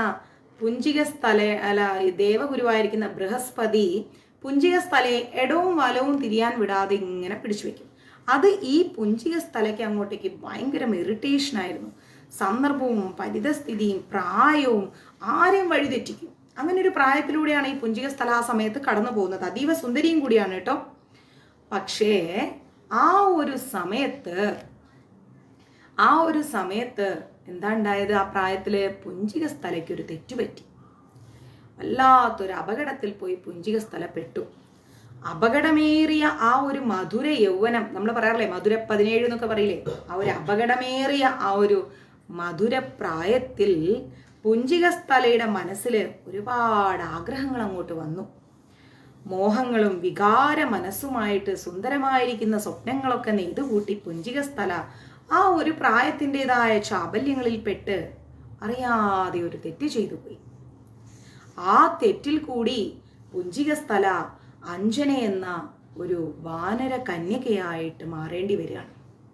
അഞ്ജന എന്ന വാനര കന്യകയായിട്ട് ദേവഗുരുവായ ബൃഹസ്പതിയുടെ ശാപത്തോടെ മാറിപ്പോവാണ്. ആ വാനര സ്ത്രീയിലൂടെയാണ് ലോകോത്തമ ഭക്തനായിരിക്കുന്ന ഭുജബല പരാക്രമിയായിരിക്കുന്ന ശ്രീ ഹനുമാൻ സ്വാമി ജനിക്കുന്നത്. അപ്പോൾ ഒന്ന് ആലോചിച്ച് നോക്കണം. നമ്മൾ പറയാറില്ലേ, കാട്ടിൽ കിടക്കുന്ന കല്ലിനുമുണ്ട് ഒരു സൗരഭ്യം. നമ്മൾ ഒന്നിനെയും വില കുറച്ച് കാണരുത്. എന്തിനും ഏതിനും ഒരു സൗരഭ്യമുണ്ട്. അപ്പോൾ ഈ പുഞ്ചിക സ്ഥല എന്ന് പറയുന്ന അപ്സരസായിരിക്കുന്ന സ്ത്രീ ശാപമേറ്റ് ഒരു തെറ്റ് ചെയ്തു പോയെങ്കിൽ കൂടിയും ശാപമേറ്റ് ഒരു വാനര സ്ത്രീയായി ജനിച്ചിട്ട് അവളിൽ നിന്നാണ് ഹനുമാൻ സ്വാമി ജനിക്കുന്നത്. ഹനുമാൻ സ്വാമി ആരാണെന്ന് ചോദിച്ചാലോ വാക്കുകൾക്ക് അതീതമാണ്. ആലോചിച്ച് വെക്കണം. പൊതുവേ നമ്മുടെ കുടുംബത്തിലും നമ്മുടെ നാട്ടിലും കാണുന്ന പ്രവണത എന്താണ്? തെറ്റ് ചെയ്താൽ അങ്ങോട്ട് സൈഡ് ലൈൻ ചെയ്തിടും. പിന്നെ ആ തെറ്റ് ചൂണ്ടിക്കാണിച്ച് അവരെ അങ്ങ് കൊലവിളിക്കുന്ന ഒരു പ്രവണതയാണ്. പക്ഷെ നമ്മൾ മനസ്സിലാക്കണം, ഈ തെറ്റുകളൊന്നും അവരറിഞ്ഞുകൊണ്ട് ചെയ്യുന്നതല്ല. വേണമെന്ന് വെച്ചിട്ടല്ല ഒരാളെ ജീവിതത്തിലും പല പല മാറ്റങ്ങൾ സംഭവിക്കുന്നത്. പ്രണയങ്ങൾ സംഭവിക്കാം, പല വിവാഹങ്ങൾ സംഭവിക്കാം, അങ്ങനെ പല പല കാര്യങ്ങൾ സംഭവിക്കാം. നമ്മൾ അതിൻ്റെ പേരിൽ ആരെയും നമ്മൾ എന്ത് ചെയ്യരുത്? അതപ്പതിച്ച് സംസാരിക്കരുത്. തെറ്റാണ്, ഒരിക്കലും ചെയ്യരുത്. ചിലപ്പം ജാതി മാറി മതം മാറിയൊക്കെ കല്യാണം കഴിക്കാം. ഇതൊന്നും ഒരാളുടെയും തീരുമാനമല്ല. ഇതൊക്കെ സാക്ഷാൽ ഈശ്വരൻ മുൻപേ നിശ്ചയിച്ചിട്ടുള്ള കാര്യങ്ങളാണ്. അതുകൊണ്ടാണ് ആ വ്യക്തികൾ തമ്മിൽ കാണുന്നത്. അവർക്കുള്ളിൽ അങ്ങനെ ഒരു ഇഷ്ടം ഉണ്ടാകുന്നത്. എത്രയോ കോടി ജനങ്ങളെ കണ്ടിട്ട് 1-2 പേരോടല്ലേ ഇങ്ങനെയൊക്കെയുള്ള ഇഷ്ടവും ബന്ധമൊക്കെ തോന്നുന്നത്. ആലോചിച്ച് നോക്കിക്കേ. അതിലൊരാളെ നമ്മൾ വിവാഹം ചെയ്യുന്നു. എവിടെയോ കിടക്കുന്ന വ്യക്തികൾ. ഈശ്വരൻ നിശ്ചയിക്കുന്നു ഇങ്ങനെയാണ് ഇവർ തമ്മിൽ ഒന്നു ചേരേണ്ടത്, ഇവരിൽ നിന്നാണ് ഈ കുഞ്ഞ് ജനിക്കേണ്ടത്. പുതിയൊരു സൃഷ്ടി നൽകുന്നത് ആരാണ്? ഭഗവാനാണ്. അപ്പൊ ആ ഭഗവാൻ തീരുമാനിച്ചിട്ടാണ് 2 വ്യക്തികൾ തമ്മിൽ കാണുന്നത്. ആ വ്യക്തികളിലൂടെയാണ് പുതിയൊരു സൃഷ്ടി ഉണ്ടാകുന്നത്. അപ്പൊ ഒരിക്കലും നമ്മൾ ഒരു തരത്തിലും ഒരാളെയും കുറ്റം പറയാൻ തയ്യാറാവരുത്. അതൊക്കെ ഭഗവാന്റെ കുറെ മായകളാണ്, ലീലകളാണ്. മനസ്സിലായില്ലേ? ഒരു സന്ധ്യാസമയത്ത് നമ്മുടെ ആശ്രമത്തിൽ നിന്ന് പുഞ്ചിക സ്ഥല പുറത്തേക്ക് ഇറങ്ങി. നല്ല സന്ധ്യയായിരിക്കുന്ന ഒരു സമയം. ആശ്രമത്തിലിരുന്ന പുഞ്ചിക സ്ഥലം എന്ത് ചെയ്തു? പുറത്തേക്ക് വന്നു. അപ്പോൾ പകലൊക്കെ ഇങ്ങനെ തീരാണ്. കുങ്കുമച്ചവിയും ഉദിച്ചുയരാൻ വെമ്പൽ കൊള്ളുന്ന സോമബിബന്ധ ധവളപ്രഭയും കളർന്ന പ്രകൃതി മനോഹരമായിരിക്കുന്ന, ഞാൻ ഇതിലുള്ള പോലെ വായിച്ചൊന്നും നിങ്ങൾക്ക് മനസ്സിലാവില്ല, കഥയായിട്ട് പറഞ്ഞുതരാം. ആ ഒരു സന്ധ്യാനേരത്തിൽ അസ്തമയ സൂര്യൻ ഇങ്ങനെ പോകുന്നു. പ്രകൃതി ഒരു വല്ലാത്ത മനോഹാരിതയിൽ ഇങ്ങനെ നിൽക്കുന്നു. പുഞ്ചിക സ്ഥലയുടെ പ്രായമാണെങ്കിലോ വളരെ നല്ല പ്രായം, നല്ല സൗന്ദര്യം, നല്ല ഭംഗിയുള്ള ഒരു അപ്സര കന്യക തന്നെയാണ് ഈ പുഞ്ചിക സ്ഥലം. അവളുടെ മനസ്സിലിങ്ങനെ വല്ലാത്ത മോഹങ്ങളൊക്കെ ഈ പ്രകൃതി ഇങ്ങനെ നല്ല ഭംഗിയോടുകൂടി നിന്നപ്പം അവളുടെ മനസ്സിലിങ്ങനെ പല പല മോഹങ്ങൾ ഉദിക്കാൻ തുടങ്ങി. ഒരു വിവരിക്കാൻ പറ്റാത്ത മാനസികാവസ്ഥ അവളുടെ മനസ്സിന് വന്നു. അത്രയും വികാരമായി അവളുടെ മനസ്സ്. മനസ്സിലായില്ലേ? അകവും പുറവും ഒക്കെ ഒരുപോലെ യൗവനമാണെന്നാണ് ഇവിടെ പറയുന്നത് പുഞ്ചിക സ്ഥലയുടെ. അപ്പോൾ പുഞ്ചിക സ്ഥലയ്ക്ക് തോന്നി ഒരു മൂളിപ്പാട്ട് പാടണം. പൊതുവേ നമ്മൾ പഴയ സിനിമകളിൽ കണ്ടിട്ടില്ലേ, ജയഭാരതി ചേച്ചിയും ഷീലാമയൊക്കെ ഇങ്ങനെ വൈകുന്നേരങ്ങളിൽ പുറത്തിറങ്ങി ഒരു മറ്റേ മരത്തിൻ്റെ കൊമ്പൊക്കെ പിടിച്ച് നിന്ന് ഇങ്ങനെ കാലുകൊണ്ട് കളമെഴുതി പാട്ട് പാടി അവർ ആ പ്രകൃതിയിലോട്ട് അങ്ങ് ഇണങ്ങും അല്ലേ. അത് അവർ കഥാപാത്രങ്ങളാണെങ്കിലും ആ എന്താ പറയുക, കഥ എഴുതുന്ന ആളുകളാണ്, ആ റൈറ്റേഴ്സാണ് അത് അത്രയും മനോഹരമായിട്ട് വിവരിക്കുന്നത്. അപ്പം അതേപോലെ തന്നെ അവർക്കും തോന്നി ഒരു പാട്ട് പാടണം, ആനന്ദ നൃത്തം ചവിട്ടണം എന്നൊക്കെ ഈ പുഞ്ചികസ്ഥലയിൽ ഇങ്ങനെ തോന്നി തുടങ്ങി. അപ്പോൾ നന്ദവനത്തിൽ, അവിടെ ഉണ്ടായിരുന്ന വനത്തിൻ്റെ പേരാണ് നന്ദവനം. ആ നന്ദവനത്തിൽ നോക്കുമ്പം ഒരുപാട് പൂമ്പാറ്റകൾ വരുന്നു, പക്ഷികൾ വരുന്നു, നല്ല മനോഹാരിത. അപ്പോൾ പുഞ്ചികസ്ഥലം എന്ത് ചെയ്തു, ആ നന്ദവനത്തിൽ കയറി ആടിയും പാടിയും ഒക്കെ ഇങ്ങനെ നിൽക്കുകയാണ്. അവളുടെ മനസ്സിലങ്ങ് ഒരുപാട് പ്രണയം അങ്ങ് മുട്ടിട്ട് നിൽക്കുന്ന സമയത്താണ് അപ്രതീക്ഷിതമായിട്ടൊരു കാഴ്ച കാണുന്നത്. ആര്? ഈ പുഞ്ചികസ്ഥലം. വിസ്മയത്തോടെ പുഞ്ചികസ്ഥല ആ കാഴ്ച നോക്കി. എന്തായിരിക്കും അത്? നന്ദവനത്തിൻ്റെ വിശാലമായിരിക്കുന്ന മൈതാനത്തിൽ ഒരുപാട് യുവഗന്ധർവ കുമാരന്മാരിങ്ങനെ അശ്വാഭ്യാസങ്ങൾ ഇങ്ങനെ പരിശീലിക്കുകയാണ്. എന്താ പറയുന്നത്, യുവഗന്ധർവ കുമാരന്മാർ, ഗന്ധർവന്മാർ. അവരിങ്ങനെ വന്ന് അവിടെ ഇങ്ങനെ കുറേ കാര്യങ്ങൾ ചെയ്തുകൊണ്ടിരിക്കുകയാണ്. അവരുടെ ആ ഒരു ശരീരത്തിൻ്റെ ഭംഗിയും ചുറുചുറുക്കും മുഖത്തുള്ള ആ ലാവണ്യവും എൻജോയ് ചെയ്യുന്നു, മുഖത്തുള്ള ലാവണ്യവും പുഞ്ചികസ്ഥലയുടെ ഹൃദയത്തെ അങ്ങ് വല്ലാണ്ട് അങ്ങ് ഇഷ്ടപ്പെട്ടു. എൻ്റെ പൊന്ന് കേൾക്കാൻ പറ്റിയ കഥയുള്ളത്. എൻ്റെ മകൾ കുറച്ചങ്ങോട്ട് പോയിരിക്കുക, ആൻറ്റി വേറെ കഥ പറഞ്ഞു തരൂ കേട്ടോ, ഇത് കുറച്ച് വലിയ കഥയാണ്, ഇതെൻ്റെ മക്കൾക്ക് മനസ്സിലാവില്ല. ആ സമയത്ത് പുഞ്ചികസ്ഥലയുടെ ഹൃദയത്തിൽ ഈ ഗന്ധർവന്മാരോട് വല്ലാത്തൊരു പ്രണയം തോന്നി.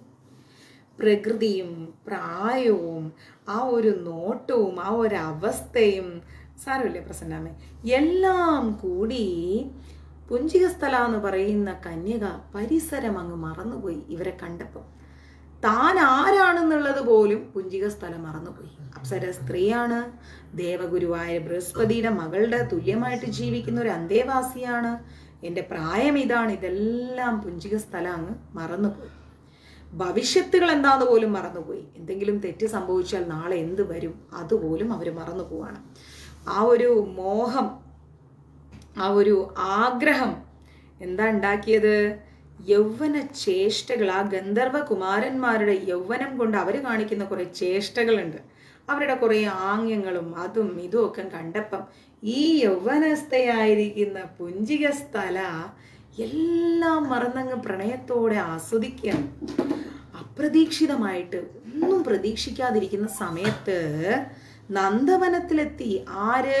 ബൃഹസ്പതി. ബൃഹസ്പതി പുഞ്ചികസ്ഥലയെ നോക്കുമ്പം ആഹാ, ഇവളെല്ലാം മറന്നങ്ങോട്ട് രോമാഞ്ച കഞ്ചുകയായിട്ട് അങ്ങ് നിൽക്കുകയാണല്ലോ ഈ ഗന്ധർവന്മാരെ നോക്കിക്കൊണ്ട്. അവളുടെ ആ ഒരു മതിമറന്നുള്ള നിൽപ്പും അവളുടെ ആ മനസ്സിലെ വികാരങ്ങളും എല്ലാം കണ്ട് നമ്മുടെ ബൃഹസ്പതിക്ക് അങ്ങ് ഭയങ്കര ദേഷ്യം വന്നു. പുഞ്ചികസ്ഥലേ, അദ്ദേഹം ഒരു വിളി അങ്ങോട്ട് വിളിച്ചു. ഒച്ചത്തിൽ അങ്ങ് വിളിച്ചപ്പോഴേക്കും ആ പുഞ്ചികസ്ഥല എന്ന് പറയുന്ന അപ്സര കന്യക ഞെട്ടിപ്പോയി. പെട്ടെന്ന് എല്ലാം മറന്നവരിങ്ങനെ നിൽക്കുകയായിരുന്നു. പെട്ടെന്ന് അവരങ്ങ് ഞെട്ടിപ്പോയി. തൊട്ട് പിന്നിൽ അവർ തിരിഞ്ഞു നോക്കിയപ്പം അവരുടെ വളർത്തച്ഛനായിരിക്കുന്ന ബൃഹസ്പതി നിൽക്കുന്നു. കുറച്ചു നേരത്തേക്ക് പുഞ്ചികസ്ഥലയുടെ ഹൃദയം അങ്ങ് വിറച്ചുപോയി. ഇന്നത്തെ പെൺകുട്ടികൾ ആൺകുട്ടികളാണെങ്കിലും ഇതെൻ്റെ എന്താ പറയുക, ക്രഷാണെന്ന് പറയും. ഞാൻ ഈ അടുത്താണ് ആ വേർഡ് കേട്ടത്. ഇതെൻ്റെ ക്രഷാണെന്നും പറഞ്ഞ് കൈ ഷോൾഡറിൽ കൈയും ഇട്ടുകൊണ്ട് അങ്ങോട്ടും ഇങ്ങോട്ടും ചാറ്റ് ചെയ്ത് നടക്കും. പക്ഷെ അന്നത്തെ കാലത്ത് അങ്ങനെ ആയിരുന്നില്ല. ബൃഹസ്പതിയെ കണ്ടതും പുഞ്ചികസ്ഥല അങ്ങ് വല്ലാണ്ട് അങ്ങ് പേടിച്ച് ഹൃദയം അങ്ങ് ഞെട്ടിപ്പോയി. പക്ഷേ പുഞ്ചികസ്ഥല എന്ത് ചെയ്ത്? ഒന്നും കുഴപ്പമില്ല, അങ്ങനെ ഇരിക്കട്ടെ, വരാനുള്ളത് വരട്ടെ, ഞാൻ ഇങ്ങനെ നിൽക്കൂ എന്ന ഭാവത്തിൽ പുഞ്ചികസ്ഥല അങ്ങ് നിൽക്കുകയാണ്, കല്ലുപോലെ അങ്ങ് നിൽക്കുകയാണ്. ബൃഹസ്പതി പറഞ്ഞു, പുഞ്ചികസ്ഥലേ, ഈ പുണ്യസങ്കേതത്തിന് നിരക്കാത്ത യാതൊരു പ്രവൃത്തിയും ആരും ചെയ്യാൻ ഞാൻ അനുവദിക്കില്ല. ഇവിടുന്ന് പോകൂ നീ എന്ന് പറഞ്ഞു. ഞാൻ സമ്മതിക്കില്ല നിന്നെ നിൽക്കാൻ, ഇത് പുണ്യസ്ഥലമാണ്, ഇവിടുന്ന് കടന്നു പോകുന്നു പറഞ്ഞു. പുഞ്ചികസ്ഥലയ്ക്ക് ബൃഹസ്പതിയുടെ വാക്കുകൾ അത്രയ്ക്ക് അങ്ങ് ഇഷ്ടപ്പെട്ടില്ല. അനുസരണ നന്നായിട്ടുള്ളവളാണ് പുഞ്ചികസ്ഥല, എങ്കിലും അസ്ഥാനത്തുള്ള അച്ഛൻ്റെ ഇടപെടലുകൾ പുഞ്ചികസ്ഥലയ്ക്ക് ഇഷ്ടപ്പെട്ടില്ല. പുഞ്ചികസ്ഥല പറഞ്ഞു, കുറച്ച് നേരം പോക്കിനായിട്ട് ഞാനിവിടെ കുറച്ച് സമയം കളയാനായിട്ട് നിൽക്കുന്നതിൽ ഒരു തെറ്റും എനിക്ക് തോന്നുന്നില്ല. വ്യക്തിപരമായ സ്വാതന്ത്ര്യം നിഷേധിക്കാൻ ഒരാൾക്കും അവകാശമില്ല, അതൊരു അടിമത്തമാണെന്ന് പറഞ്ഞു പുഞ്ചികസ്ഥല. ഇവിടെ നിൽക്കുക എന്നുള്ളത് എൻ്റെ വ്യക്തിപരമായ സ്വാതന്ത്ര്യമാണ്. കൃഷല്ല അമ്മേ, ബെസ്റ്റിയാണോ? എനിക്കിതൊന്നും അറിയാൻ പാടില്ല. ഇടയ്ക്ക് നിന്റെ ഒരു ബെസ്റ്റി, നിന്റെ ബെസ്റ്റിയെ ഞാൻ കൈ പിടിച്ചല്ലേ. അപ്പോൾ പുഞ്ചികസ്ഥല പറയാണ്, വ്യക്തിപരമായ എൻ്റെ സ്വാതന്ത്ര്യമാണ് ഇവിടെ നിൽക്കുക എന്നുള്ളത്, അതിലൊന്നും കൈകടത്താൻ ആർക്കും അവകാശമില്ലെന്ന് പറഞ്ഞു. ബൃഹസ്പതിക്ക് അങ്ങ് ദേഷ്യം കൂടി. ബൃഹസ്പതി പറയാണ്, പുഞ്ചികസ്ഥലെ, യുവാക്കന്മാരായിരിക്കുന്ന ഗന്ധർവ കുമാരന്മാർ അശ്വാഭ്യാസങ്ങൾ പരിശീലിക്കുന്നത് ഒളിഞ്ഞു നിന്ന് കാണുന്നത് അത്ര നല്ലതല്ല, പ്രത്യേകിച്ചൊരു യുവതിക്ക്. നീ എന്താ ഈ കാണിക്കുന്നത്? ഗന്ധർവകുമാരന്മാർ വന്നിട്ട് പല അഭ്യാസങ്ങളും അവിടെ പരിശീലിക്കുമ്പം നീ ആരാണ് അത് നോക്കി നിൽക്കാൻ? അതൊരു സ്ത്രീയും ചെയ്യാൻ പാടില്ലാത്ത കാര്യമാണ്, പ്രത്യേകിച്ച് നിന്റെ പ്രായത്തിലുള്ള പെൺകുട്ടികൾ. തെറ്റ് ചെയ്യുന്നവരെ ശാസിക്കേണ്ടത് രക്ഷാകർത്താക്കളുടെ കർത്തവ്യമാണ്. അവര് തെറ്റാണ് ഒരു മക്കൾ ചെയ്യുന്നതെങ്കിൽ അത് പറയേണ്ടത് ഒരു അച്ഛനമ്മമാരുടെ ഉത്തരവാദിത്തമാണ്. തർക്കിച്ചു നിൽക്കാതെ നീ ആശ്രമത്തിലേക്ക് പോകും പുഞ്ചികസ്ഥലേ, നീ ഇവിടെ നിൽക്കല്ലേ എന്നങ്ങോട്ട് പറഞ്ഞു. ബൃഹസ്പതി പുഞ്ചികസ്ഥലയെ അങ്ങ് ചീത്ത വിളിക്കുന്നത് കേട്ടപ്പോ ഗന്ധർവകുമാരന്മാരിങ്ങനെ നോക്കുക, എന്താ ഇവര് തമ്മിലൊരു വഴക്ക്? അവര് ഒളികണ്ണെറിഞ്ഞിട്ട് ഇങ്ങനെ എന്താ പറയാ, എനിക്ക് കാണിക്കാൻ പറ്റൂലല്ലോ. ലൊക്കേഷനിലാണെങ്കിൽ അങ്ങനെയൊക്കെ പറഞ്ഞാൽ ചിലപ്പോൾ കാണിക്കും. ഇതിപ്പോൾ ലൈവിലിരുന്ന് എങ്ങനെ കാണിക്കാനാ? അത് നമ്മുടെ ജോലിയാണ്. അപ്പോൾ പുഞ്ചികസ്ഥലയെ ഇങ്ങ് ഒളികണ്ണെറിഞ്ഞിട്ട് നമ്മുടെ പുഞ്ചികസ്ഥലയെ നോക്കുന്നത് ആര് കണ്ടു? ഗന്ധർവന്മാർ നോക്കുന്നത് പുഞ്ചികസ്ഥല കണ്ടു. മാത്രമല്ല ഗന്ധർവന്മാർ പരിഹസിച്ച് ചിരിക്കുകയും ചെയ്യാണ്. അവരങ്ങ് അമർത്തിച്ചിരിക്കുക, നമ്മൾ പറയില്ലേ അടക്കം പിടിച്ച് ചിരിക്കുക എന്നൊക്കെ പറയില്ലേ, അതുപോലെ ഗന്ധർവന്മാർ ചിരിക്കാൻ തുടങ്ങി. ഗന്ധർവന്മാരുടെ ആ കുറുമ്പോട് കൂടിയുള്ള നോട്ടവും പരിഹാസ ചിരിയും പുഞ്ചികസ്ഥല ആകെ നാറി നാണം കെട്ട അപമാനിതയായി എന്ന് വേണം പറയാൻ. അപ്പൊ പുഞ്ചികസ്ഥല മനസ്സിൽ ചിന്തിക്കുകയാണ്, ഞാൻ അപമാനിക്കപ്പെട്ടു. ബൃഹസ്പതി എൻ്റെ രക്ഷാകർത്താവാണെങ്കിലും പരിസരം മറന്നിട്ടുള്ള ഓട്ടക്കണ്ണ്. അമ്മേ ശരിട്ടാ, പരിസരം മറന്നുള്ള ഈ അച്ഛൻ്റെ ഒരു ചീത്തവിളി, എൻ്റെ അഭിമാനം പോയല്ലോ, ഇത് ഇനി ഞാൻ ജീവിച്ചിരിക്കുന്നതിൽ അർത്ഥമില്ല. അങ്ങനെയുള്ളൊരു ദേഷ്യ മനോഭാവം ആർക്ക് വന്നു? പുഞ്ചികസ്ഥലയ്ക്ക് വന്നു. ദേവഗുരുവായിരിക്കുന്ന എൻ്റെ വളർത്തച്ഛന് തക്കതായ ശിക്ഷ നൽകണം, മറുപടി കൊടുക്കുക തന്നെ ചെയ്യണം, ഇനി വിടാൻ പാടില്ല അദ്ദേഹത്തെ എന്ന് പുഞ്ചികസ്ഥലയും മനസ്സിലങ്ങ് തീരുമാനിച്ചു. പുഞ്ചികസ്ഥല പറഞ്ഞു, അങ്ങയുടെ ശാസനയും ഉപദേശവും ഞാൻ അനുസരിക്കേണ്ട ആൾ തന്നെയാണ്. അങ്ങ് വഴക്ക് പറഞ്ഞാലും ഞാൻ കേൾക്കണം, അങ്ങ് ഉപദേശിച്ചാലും ഞാൻ കേൾക്കണം. എന്നാൽ കൂടിയും അഭിമാനം എന്ന് പറയുന്ന ഒരു കാര്യമില്ലേ, അതെല്ലാവർക്കും ഒരുപോലെ അല്ലേ? എനിക്കും അഭിമാനമുണ്ട്, മനസ്സിലായില്ലേ? ഞാൻ ഇവിടെ നിന്നത് തെറ്റാണെന്ന് അങ്ങേക്ക് തോന്നിയിട്ടുണ്ടെങ്കിൽ അങ്ങ് എന്നെ ആശ്രമത്തിലേക്ക് വിളിച്ചു വരുത്തണം. എന്നിട്ട് അവിടെ വെച്ചിട്ട് അങ്ങ് എന്നോട് സംസാരിക്കണമായിരുന്നു. അങ്ങ് ഇങ്ങനെ പരസ്യമായിട്ട് വിചാരണ ചെയ്യാൻ അങ്ങക്ക് എന്ത് അധികാരമാണുള്ളത്? എല്ലാവരും കേൾക്കാൻ എന്നോട് ഇങ്ങനെ സംസാരിക്കാൻ എന്ത് അധികാരമാണ് അങ്ങക്കുള്ളത്? അതുകൊണ്ട് തൽക്കാലം ഞാൻ ആശ്രമത്തിലേക്ക് പോകാൻ തീരുമാനിച്ചിട്ടില്ല എന്ന് പുഞ്ചികസ്ഥല വളർത്തച്ഛനായിരിക്കുന്ന ബൃഹസ്പതിയോട് പറഞ്ഞു. ഉടനെ ബൃഹസ്പതിക്ക് ദേഷ്യം വന്നു. ബൃഹസ്പതി ചോദിച്ചു, എന്ത്? നീ നമ്മെ ധിക്കരിക്കുകയോ? പ്രവൃത്തികൾ കൊണ്ടും മനസ്സുകൊണ്ടും വാക്കുകൊണ്ടും വാത്സല്യം കൊണ്ടും പുത്രിയേക്കാൾ കൂടുതലാണ് ഞാൻ നിന്നെ സ്നേഹിച്ചത്. എൻ്റെ മകളേക്കാൾ ഉപരിയാണ് ഞാൻ നിന്നെ സ്നേഹിച്ചത്. ആ ഒരു ചാബല്യം, ആ ഒരു സ്നേഹം, അതാണോ നീ ഇത്രയ്ക്ക് എന്നെ അഹങ്കരിക്കാൻ, എന്നോട് ധിക്കാരത്തോടു കൂടി സംസാരിക്കാനുള്ള ഒരു അവസ്ഥ നിന്നിലുണ്ടാക്കിയത് എന്നും പറഞ്ഞ് അച്ഛനും മോളും തമ്മിൽ മൂട്ടം വഴക്കായി. ദേഷ്യം വന്നപ്പം വളർത്തച്ഛനായിരിക്കുന്ന ബൃഹസ്പതി പുഞ്ചികസ്ഥലയോട് പറഞ്ഞു, നീ ഒരു വാനര കന്യകയായി അങ്ങ് മാറിപ്പോട്ടെ എന്ന് അങ്ങ് ശപിച്ചു. നിന്റെ സൗന്ദര്യമല്ലേ നിന്റെ ഈ അഹങ്കാരം, എങ്കിൽ നിന്റെ സൗന്ദര്യമൊക്കെ പോയിട്ട് നീ ഒരു വാനര കന്യകയായിട്ട് അങ്ങ് മാറിപ്പോട്ടെ എന്ന് അങ്ങ് ശപിച്ചു. കോപാകുലനായിരിക്കുന്ന ബൃഹസ്പതി പുഞ്ചികസ്ഥലയെ അങ്ങ് ശപിച്ചപ്പോഴേക്കും ആ ശാപ വാക്കുകൾ കിട്ടിയപ്പോൾ നമ്മുടെ പുഞ്ചികസ്ഥല ചേതനയറ്റ് ഒരു കൽപ്രതിമ പോലെ നിൽക്കുകയാണ്. എന്തൊരു വലിയ ശാപമാണ് ഈ കിട്ടിയിരിക്കുന്നത്. എൻ്റെ സൗന്ദര്യം പോട്ടേന്നോ, ഞാനൊരു വാനര സ്ത്രീയായി മാറട്ടേന്നോ. അപ്പം നമ്മളൊക്കെ ഒരു കുരങ്ങായിപ്പോട്ടേന്ന് അങ്ങ് പറഞ്ഞ് നമ്മുടെ മുഖമൊക്കെ കുരങ്ങനെ പോലെ ഇരിക്കുന്ന പറയുമ്പോൾ നമുക്ക് ആലോചിക്കാൻ പറ്റൂ. വെറുതെ നമ്മൾ ഒരാളെ കുരങ്ങാന്ന് വിളിച്ച് കളിയാക്കിയാൽ പോലും നമുക്ക് ദേഷ്യം വരുമല്ലേ.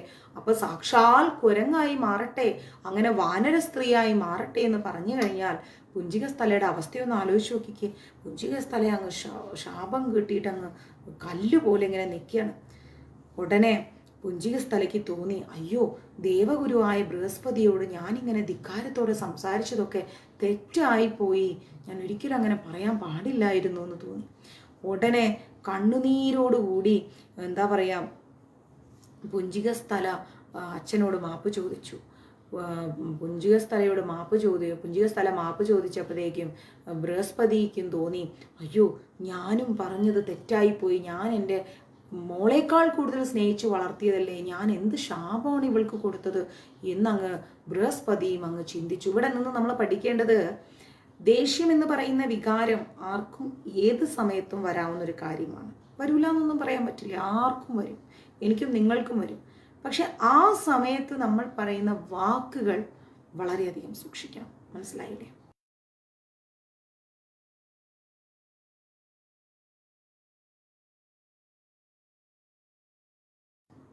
അപ്പോൾ ആ വാക്കുകൾക്കാണ് അവിടെ പ്രശ്നം. മനസ്സിലായില്ലേ? ആ വാക്കുകൾ നമ്മൾ ആരോടായാലും സൂക്ഷിച്ച് സംസാരിക്കണം. നമ്മൾ ആ സമയത്ത് കുറച്ച് കൺട്രോൾഡ് ആവണം. ദേഷ്യം കുറച്ച് നമ്മൾ എന്തും പറയാന്നുള്ള ആ ഒരു, നമ്മൾ ഓപ്പോസിറ്റ് നിൽക്കുന്ന ആൾ ആരാണെന്ന് ചിന്തിക്കാതെ നമ്മൾ സംസാരിക്കും. നമ്മൾ അങ്ങോട്ടേക്ക് പറഞ്ഞു കഴിഞ്ഞാൽ പിന്നെ ഒരു കാരണവശാലും നമുക്ക് അങ്ങോട്ട് അത് തിരുത്താൻ പറ്റാതെയോ. ഞാനൊക്കെ എൻ്റെ വളരെ ക്ലോസ് വണ്ണോട് വഴക്ക് കൂടിക്കഴിഞ്ഞാൽ കുറച്ച് കഴിയുമ്പോൾ ഞാൻ എങ്ങനെയെങ്കിലുമൊക്കെ അത് സോൾവ് ചെയ്യും. എൻ്റെ അച്ഛനോടും അമ്മയോടും വഴക്ക് കൂടിയാൽ ഞാൻ പറയും, അമ്മയുടെ ഭർത്താവിനോട് പറഞ്ഞേക്കും, അങ്ങനെ പറയും. ഉടനെ അച്ഛൻ്റെ മെസ്സേജ് വരും, അമ്മയുടെ ഭർത്താവല്ലേ, കാണിച്ചു തരാം. അവസരം ഞാൻ വഴക്കില്ല കേട്ടോ. എന്നിട്ട് ഞാൻ പറയും, പിന്നെ അമ്മയോട് വഴക്കിട്ടാൽ ഞാൻ പറയും, അച്ഛൻ്റെ ഭാര്യയോട് പറഞ്ഞേക്കും എന്ന് പറയും. അതിലൊരു സ്നേഹമുണ്ട്, ഒരു എന്താ പറയുക, ഞാൻ എൻജോയ് ചെയ്യാറുണ്ട് കേട്ടോ. അവരെൻജോയ് ചെയ്യുമെന്ന് എനിക്കറിയില്ല. പക്ഷെ എന്നാലും നമ്മൾ അതിനപ്പുറം കടക്കരുത്. നമ്മൾ ഒരിക്കലും ഒരു ഹൃദയവും വേദനിപ്പിക്കുന്ന രീതിയിലുള്ള ദേഷ്യപ്പെടുന്ന വാക്കുകളൊന്നും പറയരുത്, ഒരിക്കലും പറയരുത്. കാരണം എന്താ പറയുക, വാവിട്ട വാക്ക് നമുക്ക് തിരിച്ചെടുക്കാൻ പറ്റില്ല, ഒരിക്കലും തിരിച്ചെടുക്കാൻ പറ്റില്ല. അപ്പം നമ്മൾ എന്ത് ചെയ്യരുത്, ഒരിക്കലും നമ്മൾ മിണ്ടിയില്ലെങ്കിലും കുഴപ്പമില്ല. മനസ്സിലാവില്ലേ? ദേഷ്യം വരുന്ന സമയത്ത് മിണ്ടിയില്ലെങ്കിലും കുഴപ്പമില്ല. നമ്മൾ അറയ്ക്കുന്ന വാക്കുകൾ നമ്മുടെ നാവിൽ നിന്ന് വരരുത്. 2 അടി അടിച്ചാൽ ആ അടിയുടെ വേന കുറച്ച് കഴിയുമ്പോൾ പോകും. പക്ഷെ പറയുന്ന വാക്കുകൾ കുറച്ച് കഴിഞ്ഞാൽ പോവുകയില്ല, അതങ്ങ് കിടക്കും ഹൃദയത്തിൽ. അപ്പം ഇത് തന്നെയാണ് ഇവിടെ പുഞ്ചികസ്ഥലയ്ക്കും ബൃഹസ്പതിക്കും സംഭവിച്ചത്. സാഹചര്യവും ബന്ധവും മറന്നിട്ട് പെട്ടെന്നങ്ങ് ശപിച്ചും പോയി, ശാപം ഏറ്റും പോയി. അതാണ് അവസ്ഥ. ആ സമയത്ത് ദേവഗുരുവായിരിക്കുന്ന ബൃഹസ്പതി എന്ത് ചെയ്യും, ഞാൻ ആ ഒരു നശിച്ച സമയത്ത് പറഞ്ഞു പോയല്ലോ എന്ന് ആലോചിച്ചിട്ട് അദ്ദേഹവും വിഷമിക്കാൻ തുടങ്ങി. പുഞ്ചികസ്ഥലയും അതുപോലെ ദുഃഖിച്ചു. ഇനിയിപ്പോൾ എന്തെങ്കിലും ചെയ്യാൻ പറ്റുമോ? ഒന്നും ചെയ്യാൻ പറ്റില്ല, പറഞ്ഞു പോയി. ഇനി എന്താ ചെയ്യാം? പറയരുതാത്തത് താൻ പറഞ്ഞു പോയെന്ന് പുഞ്ചികസ്ഥലയ്ക്കും തോന്നി. ആ ദുഃഖം അങ്ങ് പുഞ്ചികസ്ഥലയുടെ ഹൃദയത്തിൽ നിന്ന് അണ പൊട്ടി അങ്ങ് വരികയാണ്. പുഞ്ചികസ്ഥല കരച്ചിലോട് കരച്ചിൽ. ദേവഗുരുവായിരിക്കുന്ന ബൃഹസ്പതിയായിരിക്കുന്ന വളർത്തച്ഛനായിരിക്കുന്ന ബൃഹസ്പതിയുടെ തൃപാദങ്ങളിൽ വീണ് കിടന്ന് കരയാണ് പുഞ്ചികസ്ഥല. കരഞ്ഞുകൊണ്ട് മാപ്പ് ചോദിക്കുകയാണ്. പുഞ്ചികസ്ഥല പറഞ്ഞു, ഗുരുദേവ, അവിവേകമായി സംസാരിച്ചു പോയിരിക്കുന്ന ഈ ഉള്ളവളോട് അങ്ങ് ഓർക്കൂ, അങ്ങ് തെറ്റിന് മാപ്പ് നൽകൂ. ഞാൻ അറിയാതെ പറഞ്ഞു പോയതാണ്. അങ്ങ് എന്നെ ഉപദേശിച്ചത് നന്മയ്ക്കാണെന്ന് പോലും ചിന്തിക്കാതെ ഞാൻ എന്തൊക്കെയോ അങ്ങയോട് പറഞ്ഞു പോയി. അവിടുന്ന് എനിക്ക് മാപ്പ് തരുമെന്ന് പറഞ്ഞു. താൻ പുത്രിയെ പോലെ സ്നേഹിച്ചിരുന്ന ആ ഒരു അപ്സരസ് കന്യകയായിരിക്കുന്ന പുഞ്ചികസ്ഥലയുടെ മനസ്സിൻ്റെ വേദന ബൃഹസ്പതിയുടെ ഹൃദയത്തിൽ അങ്ങോട്ടേക്ക് വല്ലാണ്ടായി. അപ്പം ബൃഹസ്പതി ചിന്തിക്കുകയാണ്, ഞാൻ എൻ്റെ മകളെ പോലെ സ്നേഹിച്ചത് കൊണ്ടാണ് വഴക്ക് പറഞ്ഞത് അല്ലേ? ആരും ആണെങ്കിൽ എങ്ങനെയോ പോട്ടെ എന്ന് കരുതാം. പക്ഷെ എൻ്റെ സ്വന്തം മകളേക്കാൾ കൂടുതൽ ഞാൻ സ്നേഹിച്ചു പോയതുകൊണ്ടാണ് വഴക്ക് പറഞ്ഞത്.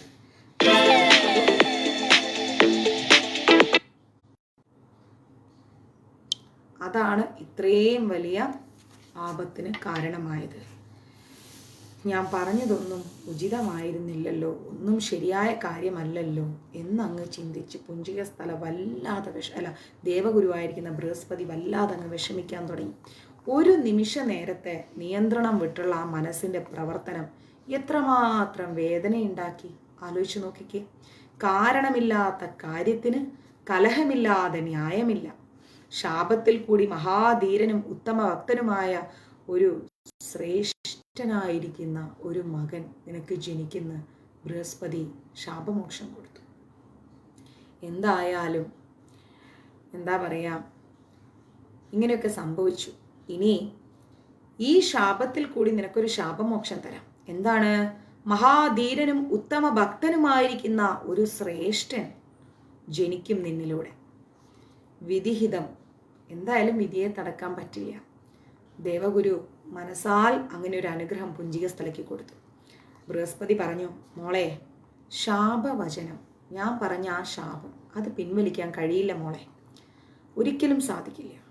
തിന്മകൾ ഉപാസനയിൽ കൂടി നന്മകളാക്കാൻ സാധിക്കുന്നതാണ്. എന്ത് തിന്മ ചെയ്താലും ആ തിന്മ ഉപാസന കൊണ്ട് നന്മയാക്കി മാറ്റാൻ സാധിക്കും. നാം നിനക്ക് നൽകിയിരിക്കുന്നത് ശാപമാണെങ്കിലും ആ ശാപത്തിൻ്റെ പരിണിത ഫലം ലോക നന്മയായി മാറും മോളെ. ഒരു നിമിഷ നേരം കൊണ്ടാണ് മോളെ ഞാൻ നിന്നെ അത്രയും സ്നേഹിച്ചത് കൊണ്ട് പറഞ്ഞു പോയത്. ഞാനും പറഞ്ഞു പോയി. എൻ്റെ ദേഷ്യവും എനിക്ക് നിയന്ത്രിക്കാൻ പറ്റിയില്ല മോളെ. അത് ഏൽക്കേണ്ടി വന്നത് എൻ്റെ മകൾക്കാണല്ലോ. അതെനിക്കിപ്പോൾ ഒരുപാട് ദുഃഖമുണ്ട്. നീ വിഷമിക്കരുത്. ഞാൻ പറഞ്ഞ ആ ശാപം അത് നീ ഒരു തിന്മ ചെയ്തിട്ടാണെങ്കിൽ കൂടിയും ആ തിന്മ നിനക്ക് ഉറപ്പായിട്ടും നിനക്ക് നന്മയായി മാറും മോളെ എന്ന് പറഞ്ഞു. ബൃഹസ്പതി പറഞ്ഞത് എന്താണെന്ന് പുഞ്ചികസ്ഥലയ്ക്ക് മനസ്സിലായില്ല. പുഞ്ചികസ്ഥല ചോദിച്ചു, അച്ഛാ, അവിടുന്ന് പറയുന്നത് എന്താണെന്നുള്ളതിൻ്റെ അർത്ഥം എനിക്ക് മനസ്സിലാവുന്നില്ല. അച്ഛൻ എന്താ പറയുന്നത്? അപ്പോൾ ബൃഹസ്പതി പറയാണ്, മോളെ, സർവാരാധ്യൻ, അതായത് ആരാലും ആരാധിക്കപ്പെടുന്നവനും സദ്ഗുണസമ്പന്നനായിരിക്കുന്ന എല്ലാ ഗുണങ്ങളുമുള്ള പരമഭക്തനായിരിക്കുന്ന അജയ്യനായിരിക്കുന്ന ഒരു മകൻ ഉമാമഹേശ്വരൻ്റെ അനുഗ്രഹത്താൽ, അതായത് ശ്രീ പാർവതീ ദേവിയുടെയും മഹാദേവൻ്റെയും അനുഗ്രഹം കൊണ്ട് നിന്റെ വയറ്റിൽ ജനിക്കും. ആ മകൻ അറിവിൻ്റെയും നിർഭയത്തിൻ്റെയും ശക്തിയുടെയും ഉത്തമ ഭക്തിയുടെയും പര്യായമായിട്ട് ഈ ലോകത്തിലങ്ങനെ വിളങ്ങി നിൽക്കും. സ്വാർത്ഥ താല്പര്യങ്ങളോ പദവിയുടെ മോഹങ്ങളോ ലവലേശം പോലുമില്ലാത്ത ആ കുമാരൻ ഈശ്വരദാസനായിട്ടും ചിരഞ്ജീവിയായും ശ്രേഷ്ഠരിൽ ശ്രേഷ്ഠനായിട്ടും മാറും മോളെ. ഉത്തമ ഭക്തവിശ്വാസങ്ങളുടെ അടയാളമായിട്ട് വിളങ്ങുവാൻ ആ സത്പുത്രന് സാധിക്കും മോളെ. ആ സത്പുത്രന്റെ അമ്മയാവാൻ നീ ആഗ്രഹിക്കുന്നില്ലേ എന്ന് ചോദിച്ചു. സന്തോഷം കൊണ്ട് പുഞ്ചികസ്ഥല അങ്ങ് തുള്ളിച്ചാടാൻ തുടങ്ങി. ദിവ്യനായിരിക്കുന്ന ആ മകന് ജന്മം നൽകാൻ എനിക്ക് സാധിക്കുമോ അച്ഛാന്ന് ചോദിച്ചു. തീർച്ചയായിട്ടും സാധിക്കുന്നു പറഞ്ഞു. അച്ഛൻ പറഞ്ഞ ആ മധുരമുള്ള വാക്ക് കേട്ടപ്പോൾ മറുവാക്ക് പറയാൻ കഴിയാതെ പുഞ്ചികസ്ഥല കണ്ണീരോടുകൂടി സന്തോഷം കൊണ്ട് നിൽക്കുകയാണ്. ബൃഹസ്പതി പറഞ്ഞു, മോളെ, നിനക്ക് ജനിക്കാനിരിക്കുന്ന കുമാരൻ്റെ ശൈശവദശ, അതായത് കുട്ടിക്കാലം കഴിഞ്ഞാൽ വീണ്ടും, ആ കുട്ടിയുടെ കുഞ്ഞുകാലം കഴിഞ്ഞാൽ വീണ്ടും നീ എന്തു ചെയ്യും? ഈ പുഞ്ചികസ്ഥലയുടെ രൂപത്തിൽ വാനര സ്ത്രീയായിട്ടായിരിക്കും നീ ഉണ്ടാവുക. അപ്പോഴായിരിക്കും ഈ കുട്ടി ജനിക്കുന്നത്. അപ്പം ആ കുട്ടിയുടെ കുട്ടിക്കാലം കഴിഞ്ഞാൽ നീ പഴയ പോലെ പുഞ്ചികസ്ഥലയുടെ ആ രൂപലാവണ്യമുള്ള സുന്ദരിയായിരിക്കുന്ന സ്ത്രീയായിട്ട് നീ ഇവിടെ തിരിച്ചെത്തും. മനസ്സിലായില്ലേ? അപ്പോൾ സർവേശ്വരനെ ഹൃദയത്തിൽ ധ്യാനിച്ചിട്ട് നീ ധൈര്യമായിട്ട് പോകുന്നു പറഞ്ഞു. പുഞ്ചികസ്ഥലം എന്ത് ചെയ്തു? നമ്മുടെ ബൃഹസ്പതിയുടെ ദേവഗുരുവിൻ്റെ തൃപാദങ്ങളിലൊക്കെ നമസ്കരിച്ചിട്ട് വിശാല ഹൃദയനും കരുണാർദ്ദ ചിത്തനുമായിരിക്കുന്ന ബൃഹസ്പതി എന്ത് ചെയ്തു? അവളെ അങ്ങ് അനുഗ്രഹിച്ചു. മോളെ, നിനക്ക് നന്മയെ വരുന്നു പറഞ്ഞു. വാനര കന്യകയായിട്ട് പുഞ്ചികസ്ഥല രൂപമാറ്റം സംഭവിച്ചു. ഉടനെ പുഞ്ചികസ്ഥല കണ്ണുനീരോടുകൂടി ഭൂമിയിലേക്ക് വരാൻ വേണ്ടി തുടങ്ങുകയാണ്. ഒരു നിമിഷം എന്തോ ആലോചിച്ചു നിന്നു ബൃഹസ്പതി. പുഞ്ചികസ്ഥലയുടെ കാതുകളിൽ പോയിട്ട് എന്തോ ഒന്ന് മന്ത്രിച്ചു കൊടുത്തു. അഞ്ജന അഞ്ജന, ഇതാണ് മന്ത്രിച്ചത്. പുഞ്ചികസ്ഥലയ്ക്ക് കാര്യം മനസ്സിലായി. എന്താണ്? രൂപം മാറിയ എൻ്റെ പേരും മാറിയിരിക്കുന്നു. പുഞ്ചികസ്ഥല എന്ന് പറയുന്ന ഞാൻ ഇനി അഞ്ജന എന്ന പേരിലാണ് അറിയപ്പെടാൻ പോകുന്നത്. അങ്ങനെ ഭൂലോകത്തിൽ ഈ പേരിലായിരിക്കും ഞാൻ അറിയപ്പെടാൻ പോകുന്നത് ഭൂമിയിൽ എന്ന് പുഞ്ചികസ്ഥലയ്ക്ക് മനസ്സിലായി. എത്ര തന്നെ ധൈര്യമുണ്ടാക്കാൻ ശ്രമിച്ചിട്ടും രൂപവും എന്താ പറയുക പേരും എല്ലാം മാറിയപ്പം പുഞ്ചികസ്ഥലയ്ക്ക് ഭയങ്കര സങ്കടമായി.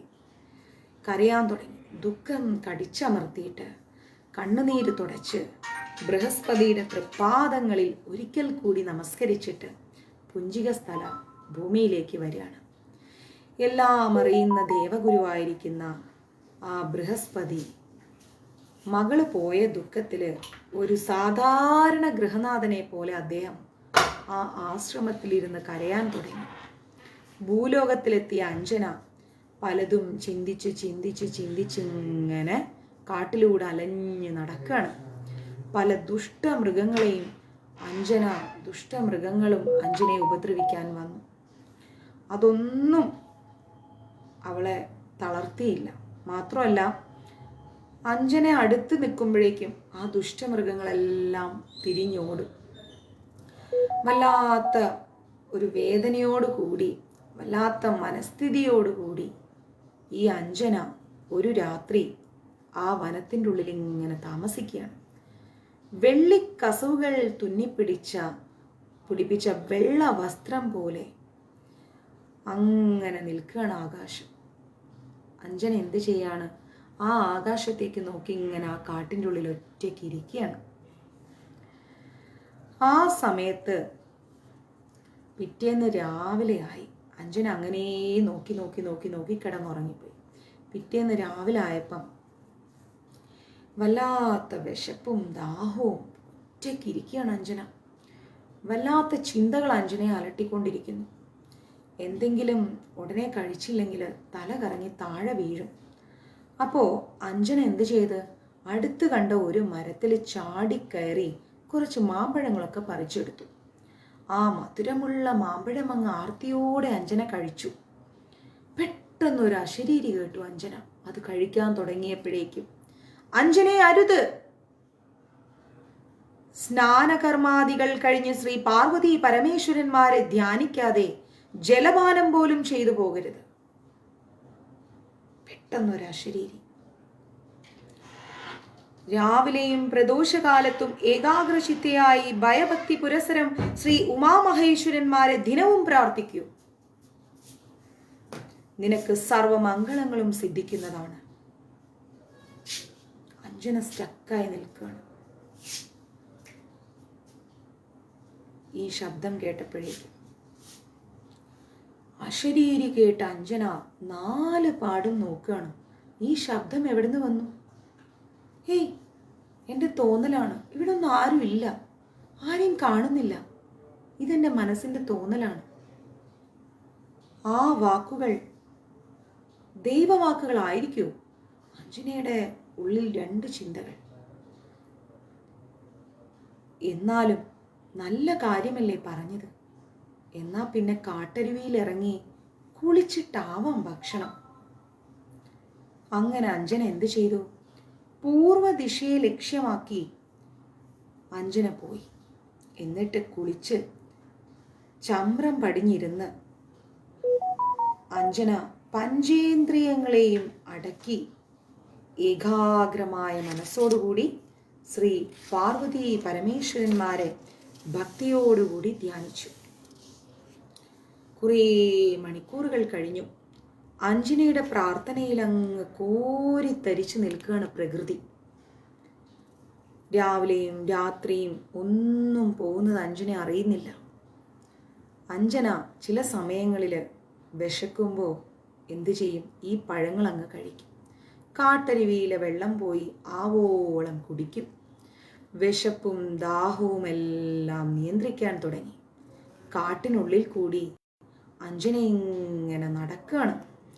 ലക്ഷ്യമില്ലാത്ത യാത്ര. തനിക്ക് ഒരു മകൻ ജനിക്കണേ, ഒരു മകൻ ജനിക്കണേ, ഇത് മാത്രമായ അഞ്ജനയുടെ ചിന്ത. എങ്കിൽ മാത്രമേ എനിക്ക് മോക്ഷം ലഭിക്കൂ, അതിനുവേണ്ടിയുള്ളൊരു തീർത്ഥയാത്രയാണ് ഞാൻ ഈ നടത്തുന്നത് എന്നും പറഞ്ഞ് അഞ്ജന ഇങ്ങനെ നടക്കുകയാണ് കാട്ടിലൂടെ. കൊടും കാറ്റിൽ പെട്ടിട്ടെന്നതുപോലെ വനത്തിൽ വൃക്ഷങ്ങളൊക്കെ ഇങ്ങനെ ആടി ഒലയാണ്. ചില സമയത്ത് ഭയങ്കര കൊടുങ്കാറ്റായിരിക്കും. പേടിച്ച് കാട്ടുമൃഗങ്ങളൊക്കെ നാലുപാടും ഓടും. പേടിച്ചരണ്ട കാട്ടിലെ പറവകളും പക്ഷികളൊക്കെ ഉച്ചത്തിൽ ഇങ്ങനെ കരയാൻ തുടങ്ങും. കാട്ടാനകളൊക്കെ ചിഹ്നം വിളിക്കാൻ തുടങ്ങും. സിംഹങ്ങളൊക്കെ അങ്ങനെ ഗർജിക്കും. മറ്റു മൃഗങ്ങളൊക്കെ ഇങ്ങനെ ഓരിയിടും. കാടൊക്കെ അങ്ങനെ ഇളകും. വനത്തിലാകപ്പാടെ പ്രശ്നങ്ങളായി. അഞ്ജനയ്ക്ക് എന്നാലും ഏക ചിന്ത എന്താ, എങ്ങനെയെങ്കിലും എനിക്ക് ശാപമോക്ഷം കിട്ടണം, എങ്കിലും രീതിയിൽ ശാപമോക്ഷം വേണം. അങ്ങനെ അങ്ങനെ അങ്ങനെ അങ്ങനെ ഭയങ്കരമായിട്ടുള്ള വല്ലാത്തൊരു അസ്വസ്ഥത. അഞ്ജന ഓരോ സമയത്തും ഭയങ്കരമായിരിക്കുന്ന ശബ്ദവും എല്ലാം കൂടി കേട്ട് അഞ്ജന അങ്ങ് വല്ലാത്ത അവസ്ഥയിൽ നിൽക്കുകയാണ്.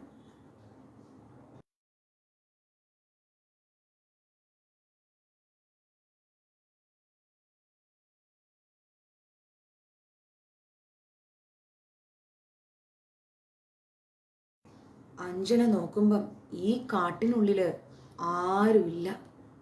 ഒറ്റയ്ക്ക് ഈ കൊടുങ്കാട്ടിൽ ഇങ്ങനെ നടക്കുകയാണ് അഞ്ജന. എന്ത് ചെയ്യണമെന്നറിയാതെ. ഭയങ്കരം ശബ്ദമൊക്കെ കേൾക്കും. ആകെ പേടിപ്പെടുത്തും അഞ്ജനയെ. എന്ത് ചെയ്യണമെന്നറിയാതെ അഞ്ജന ഇങ്ങനെ നിൽക്കുകയാണ്. ആ സമയത്താണ് കാട്ടിലെ ആ നിശബ്ദതയും ബഹളവും അഞ്ജന അങ്ങ് പേടിച്ചു വിറയ്ക്കുകയാണ്. എന്താ സംഭവിക്കുന്നത്? ചുറ്റും എന്തൊക്കെയോ സംഭവിക്കുന്നു. അഞ്ജന അങ്ങ് ശബ്ദം കേട്ട് പേടിച്ചിരിക്കുക. എന്തു പറയുന്നറിയില്ല അഞ്ജനയ്ക്ക്. ഒറ്റയ്ക്കായിപ്പോയി. ഭൂകമ്പം വരാൻ പോവാണോ? എന്താ ചെയ്യുക? ഞാൻ എങ്ങനെ ഈ ശബ്ദത്തെയെല്ലാം തരണം ചെയ്യും? ഇതായി അഞ്ജനയുടെ ടെൻഷൻ. കൊടുങ്കാറ്റിനുള്ള തുടക്കമാണോ? എവിടേക്ക് പോകും? ആരാ എന്നെ സഹായിക്കാനുള്ളത്? ഈ കാട്ടിൽ ഞാൻ ഒറ്റയ്ക്കാണല്ലോ എന്ന് കരുതി അഞ്ജന എന്തു ചെയ്യും? ഒരു നദിയുടെ അടുത്ത് പോയിട്ടിരിക്കും.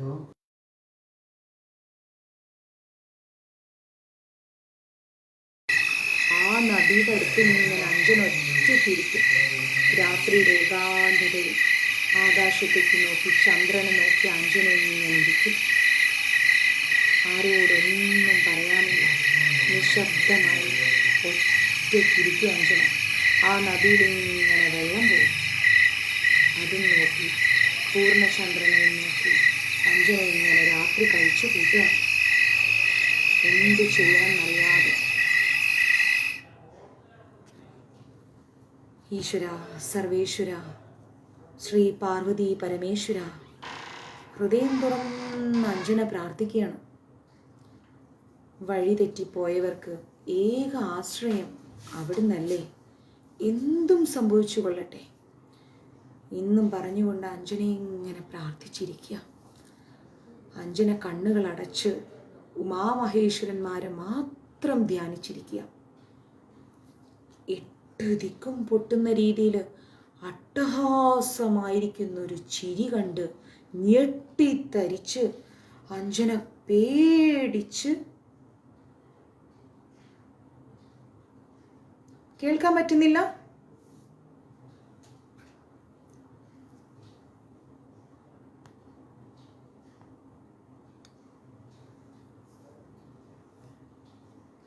ഇപ്പൊ കേൾക്കാവോ?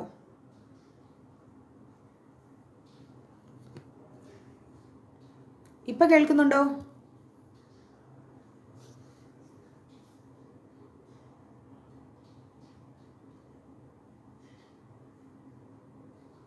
കേൾക്കാം. ഓക്കെ. അങ്ങനെ ഇരിക്കുമ്പം 8 ദിക്കും പൊട്ടിത്തെറിക്കുന്ന ഒരു അട്ടഹാസ ചിരി കേട്ട് ഞെട്ടിവിറച്ച് അഞ്ജന കണ്ണുകൾ തുറന്ന് പേടിച്ച് ഭീതിയോടെ നോക്കി. ഒരു വലിയ ചിരി കേട്ടു അഞ്ജന. എന്താന്ന് പോലും അറിയില്ല. അയ്യോ, അഞ്ജന അങ്ങ് പേടിച്ചു പോയി. എന്താ ആ ചിരി എന്നോർത്തുകൊണ്ട് അഞ്ജന അങ്ങിരിക്കുകയാണ്. എന്ത് ചെയ്യണമെന്നറിയില്ല. അട്ടഹാസമായിരിക്കുന്ന ആ ചിരി. തൊട്ടു മുൻപിൽ ഭീമാകാരനായ ഒരു രാക്ഷസൻ, വികൃതനായിരിക്കുന്ന ആ രാക്ഷസൻ അവളെ നോക്കിക്കൊണ്ട് പല്ലിളിച്ച് നിൽക്കാണ്. വളഞ്ഞ പല്ലുകള്, വട്ട കണ്ണുകള്, ശരീരം മുഴുവൻ അങ്ങ് ചെമ്പിച്ചു നിൽക്കുന്ന രോമങ്ങള്, പച്ച മാംസം കടിച്ച് കീറി തിന്ന ആ രാക്ഷസന്റെ വായിലൂടെ ചൂട് രക്തം വരികയാണ്. വികൃതമായിരിക്കുന്ന ആ വായ പിളർന്ന് വളഞ്ഞ പല്ലുകൾ കാട്ടി ചുവന്നു തടിച്ച ആ നാക്ക് നീട്ടി ഗോഷ്ടി കാണിച്ച ആ രാക്ഷസൻ ഉറക്കെ ചിരിച്ചുകൊണ്ട് അഞ്ജനയോട് ചോദിക്കുകയാണ്,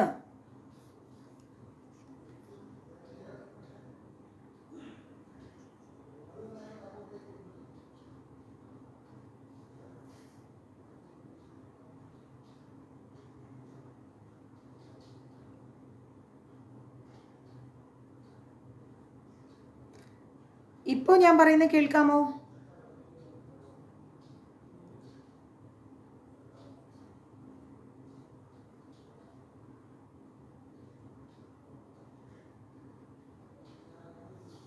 മൈക്ക് എടുത്തേ, ഒരു മിനിറ്റ്,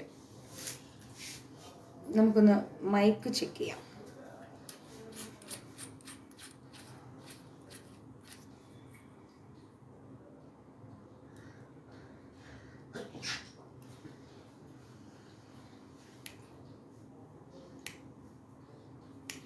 ഒരു മിനിറ്റ് നിൽക്കണേ.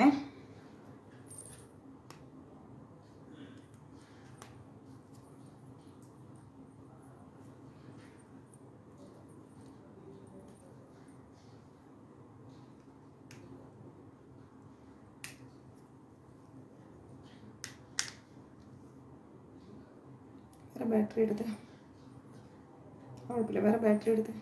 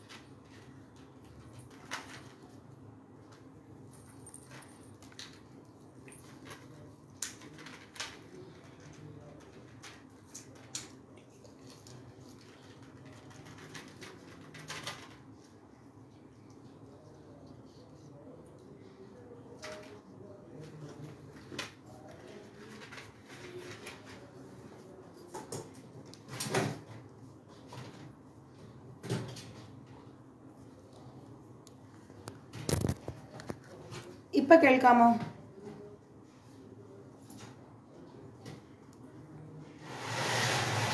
ഇപ്പൊ കേൾക്കുന്നുണ്ടോ?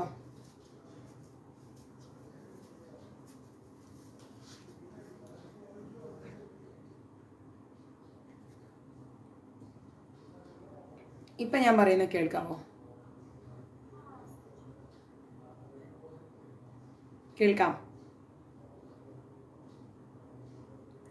അതെനിക്ക് തോന്നുന്നു നെറ്റിൻ്റെ ഇഷ്യൂ ആണെന്ന്. അതാണ് കാര്യം.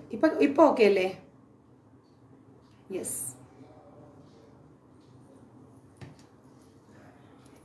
ഇപ്പൊ കേൾക്കാം അല്ലേ? നെറ്റ് പ്രോബ്ലം ആണ്. നമ്മൾ വൈഫൈ കിട്ടാൻ നിർത്തി.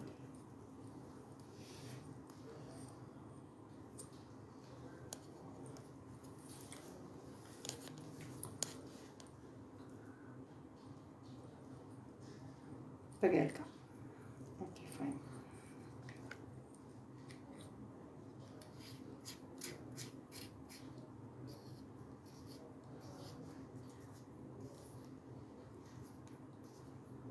ഇപ്പോൾ ഓക്കെ ആണല്ലോ അല്ലേ?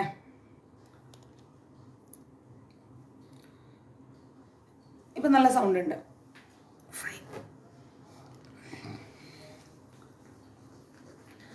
അങ്ങനെ 8 ദിക്കും പൊട്ടിത്തെറിക്കുന്ന രീതിയിലുള്ള ഒരു അട്ടഹാസ ചിരി കേട്ട് അഞ്ജന അങ്ങ് ഞെട്ടിത്തരിച്ച് നോക്കുകയാണ്.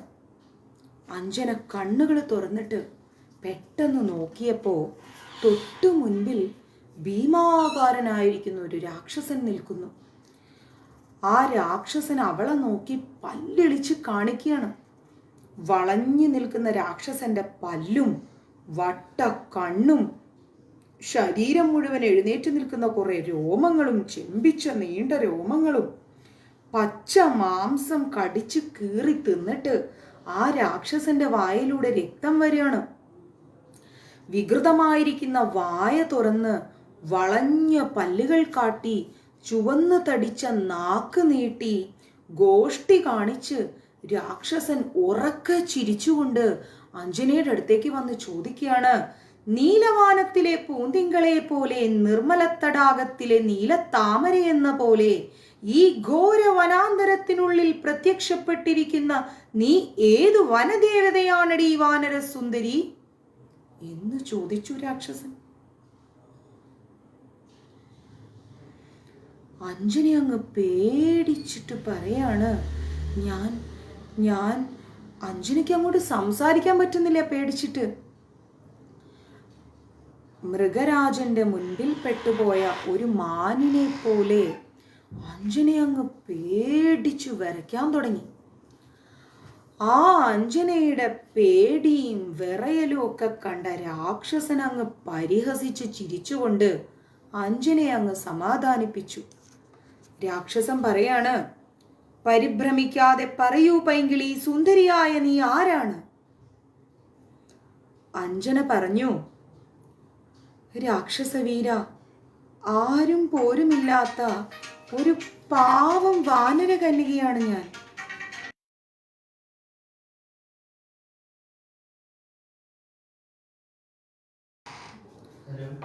പറയാണ്, ആരും പോരുമില്ലാത്ത ഒരു പാവം വാനര കന്യകയാണ് ഞാൻ. എന്നെ ദയവായി ഉപദ്രവിക്കരുതേ എന്ന് പറഞ്ഞു. സർവധൈര്യവും സംഭരിച്ച് അഞ്ജന രാക്ഷസവീരനോട്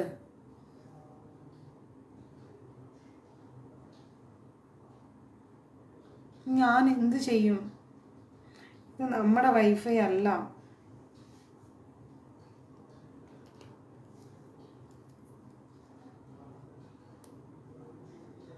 ഒരു മിനിറ്റ്,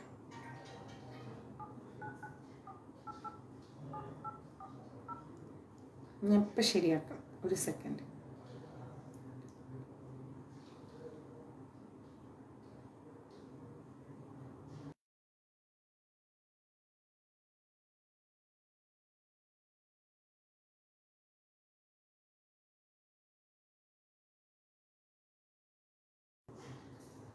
ഒരു മിനിറ്റ്.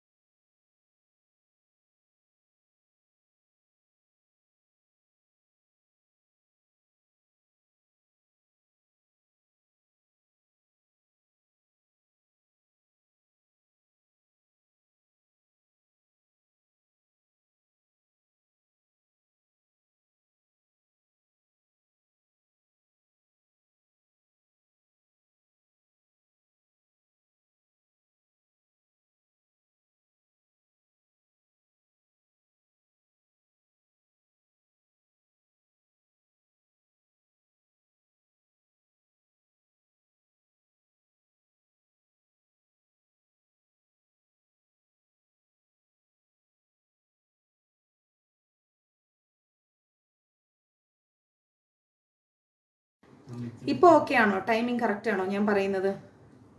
സ്ലോ ആയിട്ടാണ് വരുന്നത്. ഇപ്പോൾ ഓക്കെ ആയോ?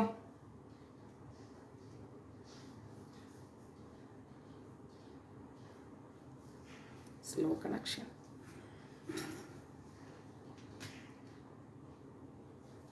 സൗണ്ട് ആദ്യം പിന്നീട് ലിപ്പ് മൂവ്മെൻറ്റ്. സാരില്ല, നാളെ നമുക്കൊരു മോഡം വെക്കാം, എന്നിട്ട് അഞ്ജനയുടെ കഥ പറയാം. അല്ല, ഇപ്പോഴും ഓക്കെ അല്ല. Okay,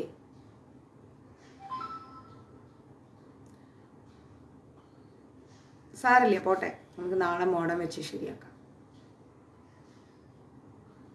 V can hear you, no worries. Thank you Ajith Prabhu. ഇത്തിരി ലേറ്റായിട്ടാണ് സൗണ്ട് വരുന്നതേ ഉള്ളൂ, കേൾക്കാം. ഇപ്പോഴും ശരിയായില്ല ലാലി മാതാജി പറയും. എനിക്ക് തോന്നുന്നു അത് ഒന്നാമത് മഴയൊക്കെ അല്ലേ ഇവിടെ, മഴയുടെ കുറേ പ്രശ്നങ്ങളും അതും ഇതൊക്കെ ആയിട്ട്.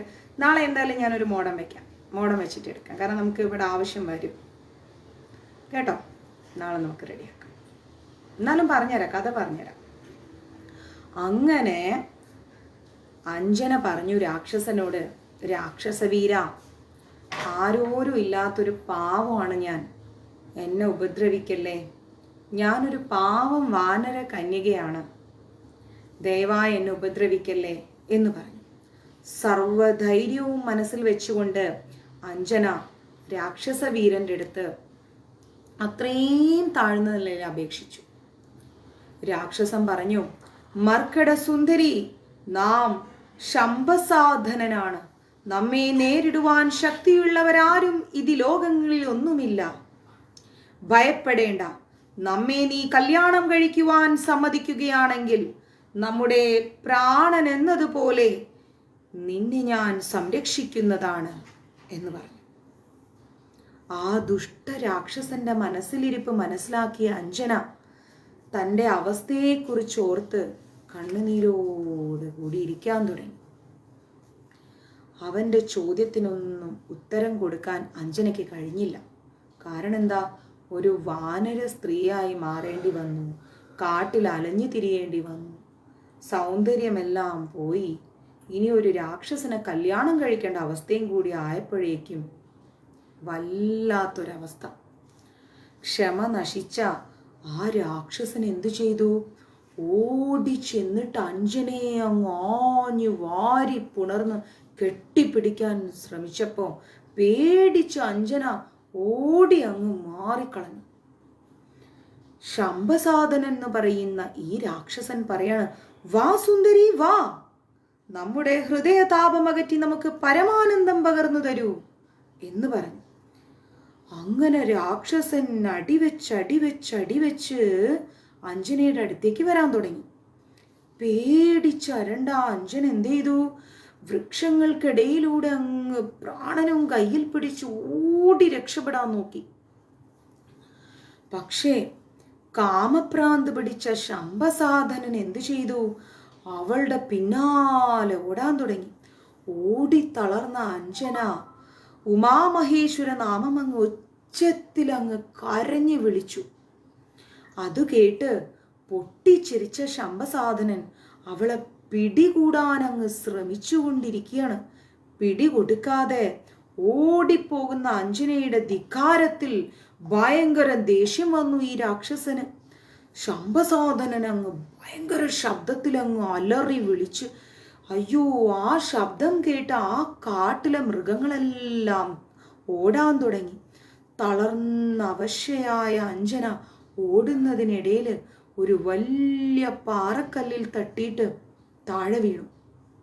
വേദനയും പേടിയും കൊണ്ട് അഞ്ജന, ശ്രീ പരമേശ്വര അഭയം നൽകിയാലും ഉമാപതേ എന്നങ്ങുറക്ക വിളിച്ചു. താൻ വിരിച്ച വലയിൽ കുടുങ്ങിയ കിളിയെപ്പോലെ ആ രാക്ഷസൻ അഞ്ജനയെ അങ്ങ് കാമത്തോടുകൂടി നോക്കി. അവശയായി നിലത്ത് കിടക്കുന്ന അഞ്ജനയെ പിടികൂടാൻ ശംഭസാധനൻ തുനിഞ്ഞപ്പോ അടുത്ത ക്ഷണത്തിൽ അയ്യോ എന്നൊരു അലറി വിളി കേട്ട് അഞ്ജന തിരിഞ്ഞു നോക്കിയപ്പോ രാക്ഷസൻ താഴെ കിടക്കുന്നു. ആത്മധൈര്യം വീണ്ടെടുത്ത് അഞ്ജന എങ്ങനെങ്കിലും ഉരുണ്ട് പിരണ്ട് എഴുന്നേറ്റ് എന്താ സംഭവിച്ചതെന്നറിയാതെ നോക്കുക. ആ സമയത്ത് ഫണം വിടർത്തിക്കൊണ്ട് നിൽക്കുന്ന രാജസർപ്പം രാക്ഷസന്റെ കാലിൽ കൊത്തിയിരിക്കുക. കുറേ തലകളുള്ളൊരു പാമ്പ് വന്നിട്ട് ആ രാക്ഷസന്റെ കാലിൽ കൊത്തി. ബോധം പോയി കിടക്കാണ് രാക്ഷസൻ. ഈശ്വരാ, പോയ ജീവൻ തിരിച്ചു കിട്ടിയല്ലോ എന്ന് കരുതി അഞ്ജനയ്ക്ക് ഭയങ്കര ആശ്വാസം തോന്നി. അവൾ ഭക്തിയോടുകൂടി ഉമാമഹേശ്വരന്റെ തൃപ്പാദങ്ങൾ അങ്ങ് മനസ്സിൽ ധ്യാനിച്ചു. അഞ്ജനേ, ശംഭസാധനൻ മരിച്ചിട്ടില്ല, വെറും ബോധക്കേട് മാത്രമാണ്, വേഗമോടി രക്ഷപ്പെട്ടുള്ളൂ. ആ ശരീരി കേട്ടപ്പോ അഞ്ജന ശംഭസാധനനെ ശ്രദ്ധയോടുകൂടി നോക്കി. നിന്നോടല്ലേ പറഞ്ഞത് ആ രാക്ഷസൻ മരിച്ചില്ലെന്ന്? ആ സമയത്ത് അഞ്ജന നോക്കുമ്പോ അവൻ ശ്വസിച്ചുകൊണ്ടിരിക്കുക. മരിച്ചില്ല രാക്ഷസൻ. രാജസർപ്പം അപ്രത്യക്ഷമായി.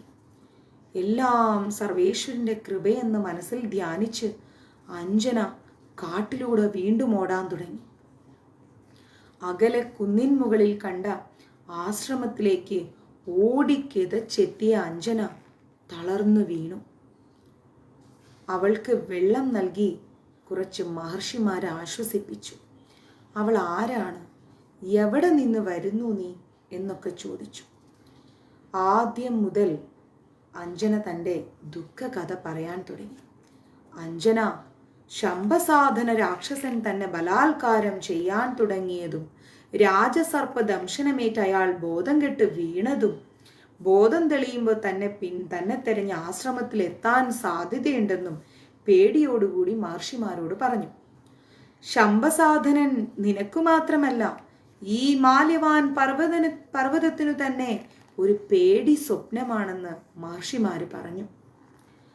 അവരുടെ യാഗാദി കർമ്മങ്ങളൊക്കെ മുടക്കും, അവരെ ദേഹോപദ്രവമേൽപ്പിക്കും, ആഹാര സാധനങ്ങളൊക്കെ കൊള്ളയടിച്ചു കൊണ്ടുപോകും. ആ നീച രാക്ഷസനെ വകവരുത്താൻ ധീരനായിരിക്കുന്ന വീരകേസരി എന്ന വാനര വീരനോട് ഞങ്ങൾ അപേക്ഷിച്ചിട്ടുണ്ടെന്ന് അഞ്ജനയോട് മഹർഷിമാര് പറഞ്ഞു. വീരകേസരി യുദ്ധത്തിൽ ശംഭസാധനനെ കൊന്നാൽ നീയും ഞങ്ങളും ഒരുപോലെ രക്ഷപ്പെടാൻ ഇടയുണ്ടെന്നും മാല്യവാൻ പർവ്വതത്തെ പിടികൂടിയിരിക്കുന്ന കഷ്ടകാലം പാടെ മാറുമെന്നും മുനിമാരങ്ങ് അഞ്ജനയോട് പറഞ്ഞു. വീരകേസരി വിജയിക്കണമെന്നും ക്രൂരനായിരിക്കുന്ന ശംഭസാധന രാക്ഷസന്റെ അന്ത്യം സംഭവിക്കണമെന്നും ശ്രീ പാർവതി പരമേശ്വരന്മാരോട് അഞ്ജന മനസ്സുരുകി പ്രാർത്ഥിച്ചു. മതിയോ?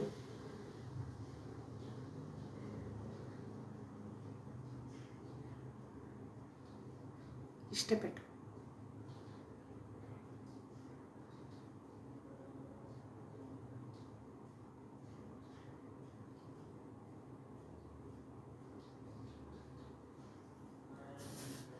മതി?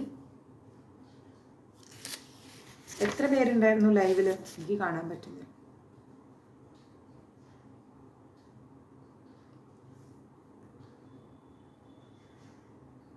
മതിയെങ്കിൽ പറയൂ.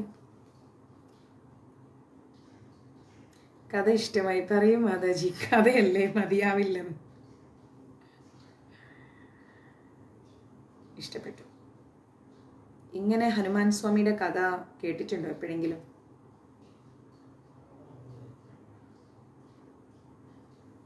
ഇഷ്ടപ്പെട്ടു.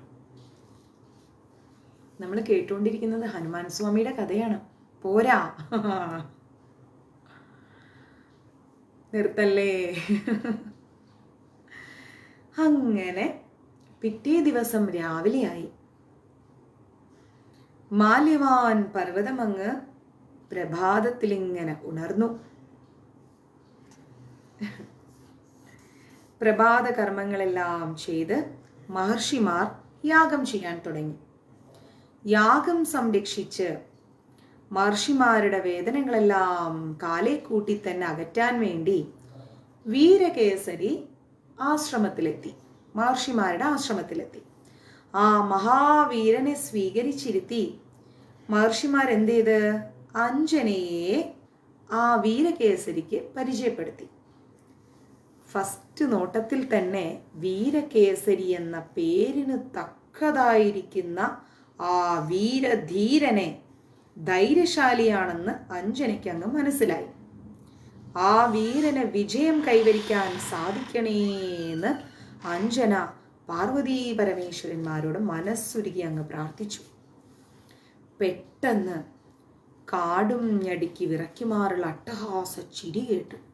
പെട്ടെന്ന് നോക്കുമ്പോൾ ഒരു ചിരി, കാട് കുലുങ്ങുന്ന രീതിയിലുള്ളൊരു ചിരി.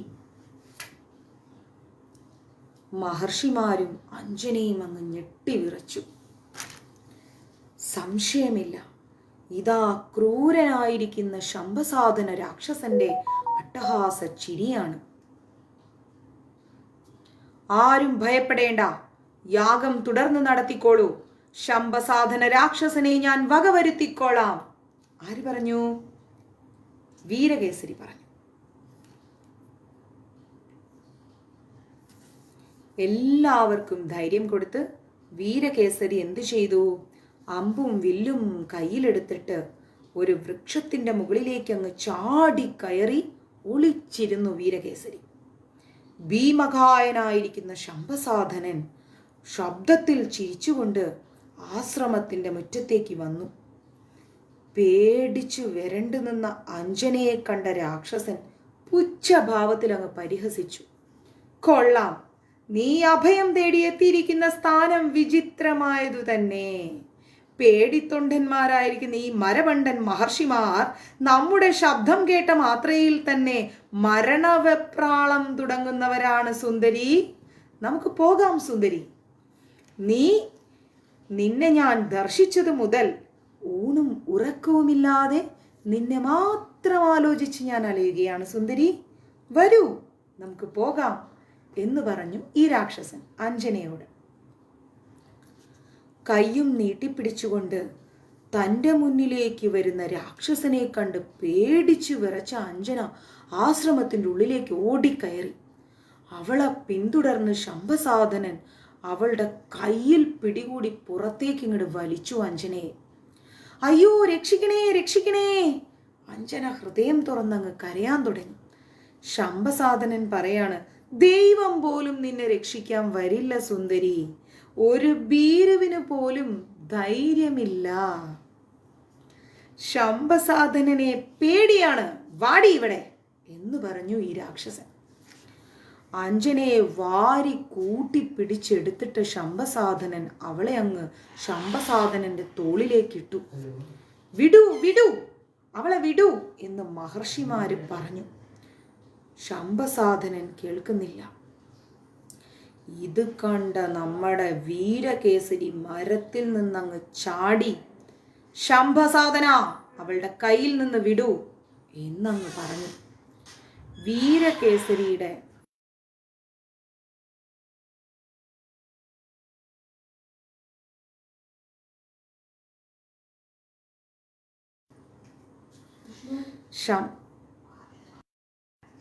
ശംഭസാധനൻ വീരകേസരി പറഞ്ഞത് കേട്ട് ശംഭസാധനൻ എന്ത് ചെയ്തു? മെല്ലെ അവളുടെ കയ്യിൽ നിന്നങ്ങ് പിടിവിട്ടു. ആ സമയം നോക്കി ഊർന്ന് നിലത്തിറങ്ങിയ അഞ്ജന മഹർഷിമാരുടെ പിന്നിൽ പോയി അങ്ങ് അഭയം പ്രാപിച്ചു. അമ്പും വില്ലുമേന്തി നിന്ന വീരകേസരിയെ കണ്ട് ശംഭസാധനൻ അങ്ങ് ദേഷ്യം വന്നു. ഉച്ചത്തിൽ ചിരിച്ചുകൊണ്ട് അവനങ്ങ് അട്ടഹസിച്ചു. ശംഭസാധനൻ പറയാണ്, എടാ മരഞ്ചാടി മർക്കടാ, നമ്മോട് കൽപ്പിക്കുവാൻ മാത്രം ധൈര്യം നിനക്ക് എന്നു മുതലുണ്ടായടാ? നിന്നെയും നിന്റെ മഹർഷിമാരെയും ഈ ആശ്രമത്തെയും തൽക്ഷണം നശിപ്പിച്ചു വാനരസുന്ദരിയെയും കൊണ്ട് നാം പോകുന്നതാണ് എന്ന് പറഞ്ഞു. ദേഷ്യം വന്ന ശംഭസാധനൻ എന്തേതു? വൻ വൃക്ഷം, ഒരു വലിയ മരം അങ്ങ് പിഴുതെടുത്തുകൊണ്ട് വീരകേസരിയുടെ നേരെ അങ്ങ് ആഞ്ഞടുത്തു. അസ്ത്രം തൊടുത്തുവിട്ട വീരകേസരി അടുത്ത ക്ഷണത്തിൽ തന്നെ ആ വൻ വൃക്ഷമെടുത്തങ്ങ് 4 തീർത്ത് കളഞ്ഞു. ദേഷ്യം വന്ന ശംഭസാധനൻ ഒരു പർവ്വതം തന്നെ അങ്ങ് പറിച്ചെടുത്ത് വീരകേസരിയെ ലക്ഷ്യമാക്കി ഒരു ഏറെറിഞ്ഞു.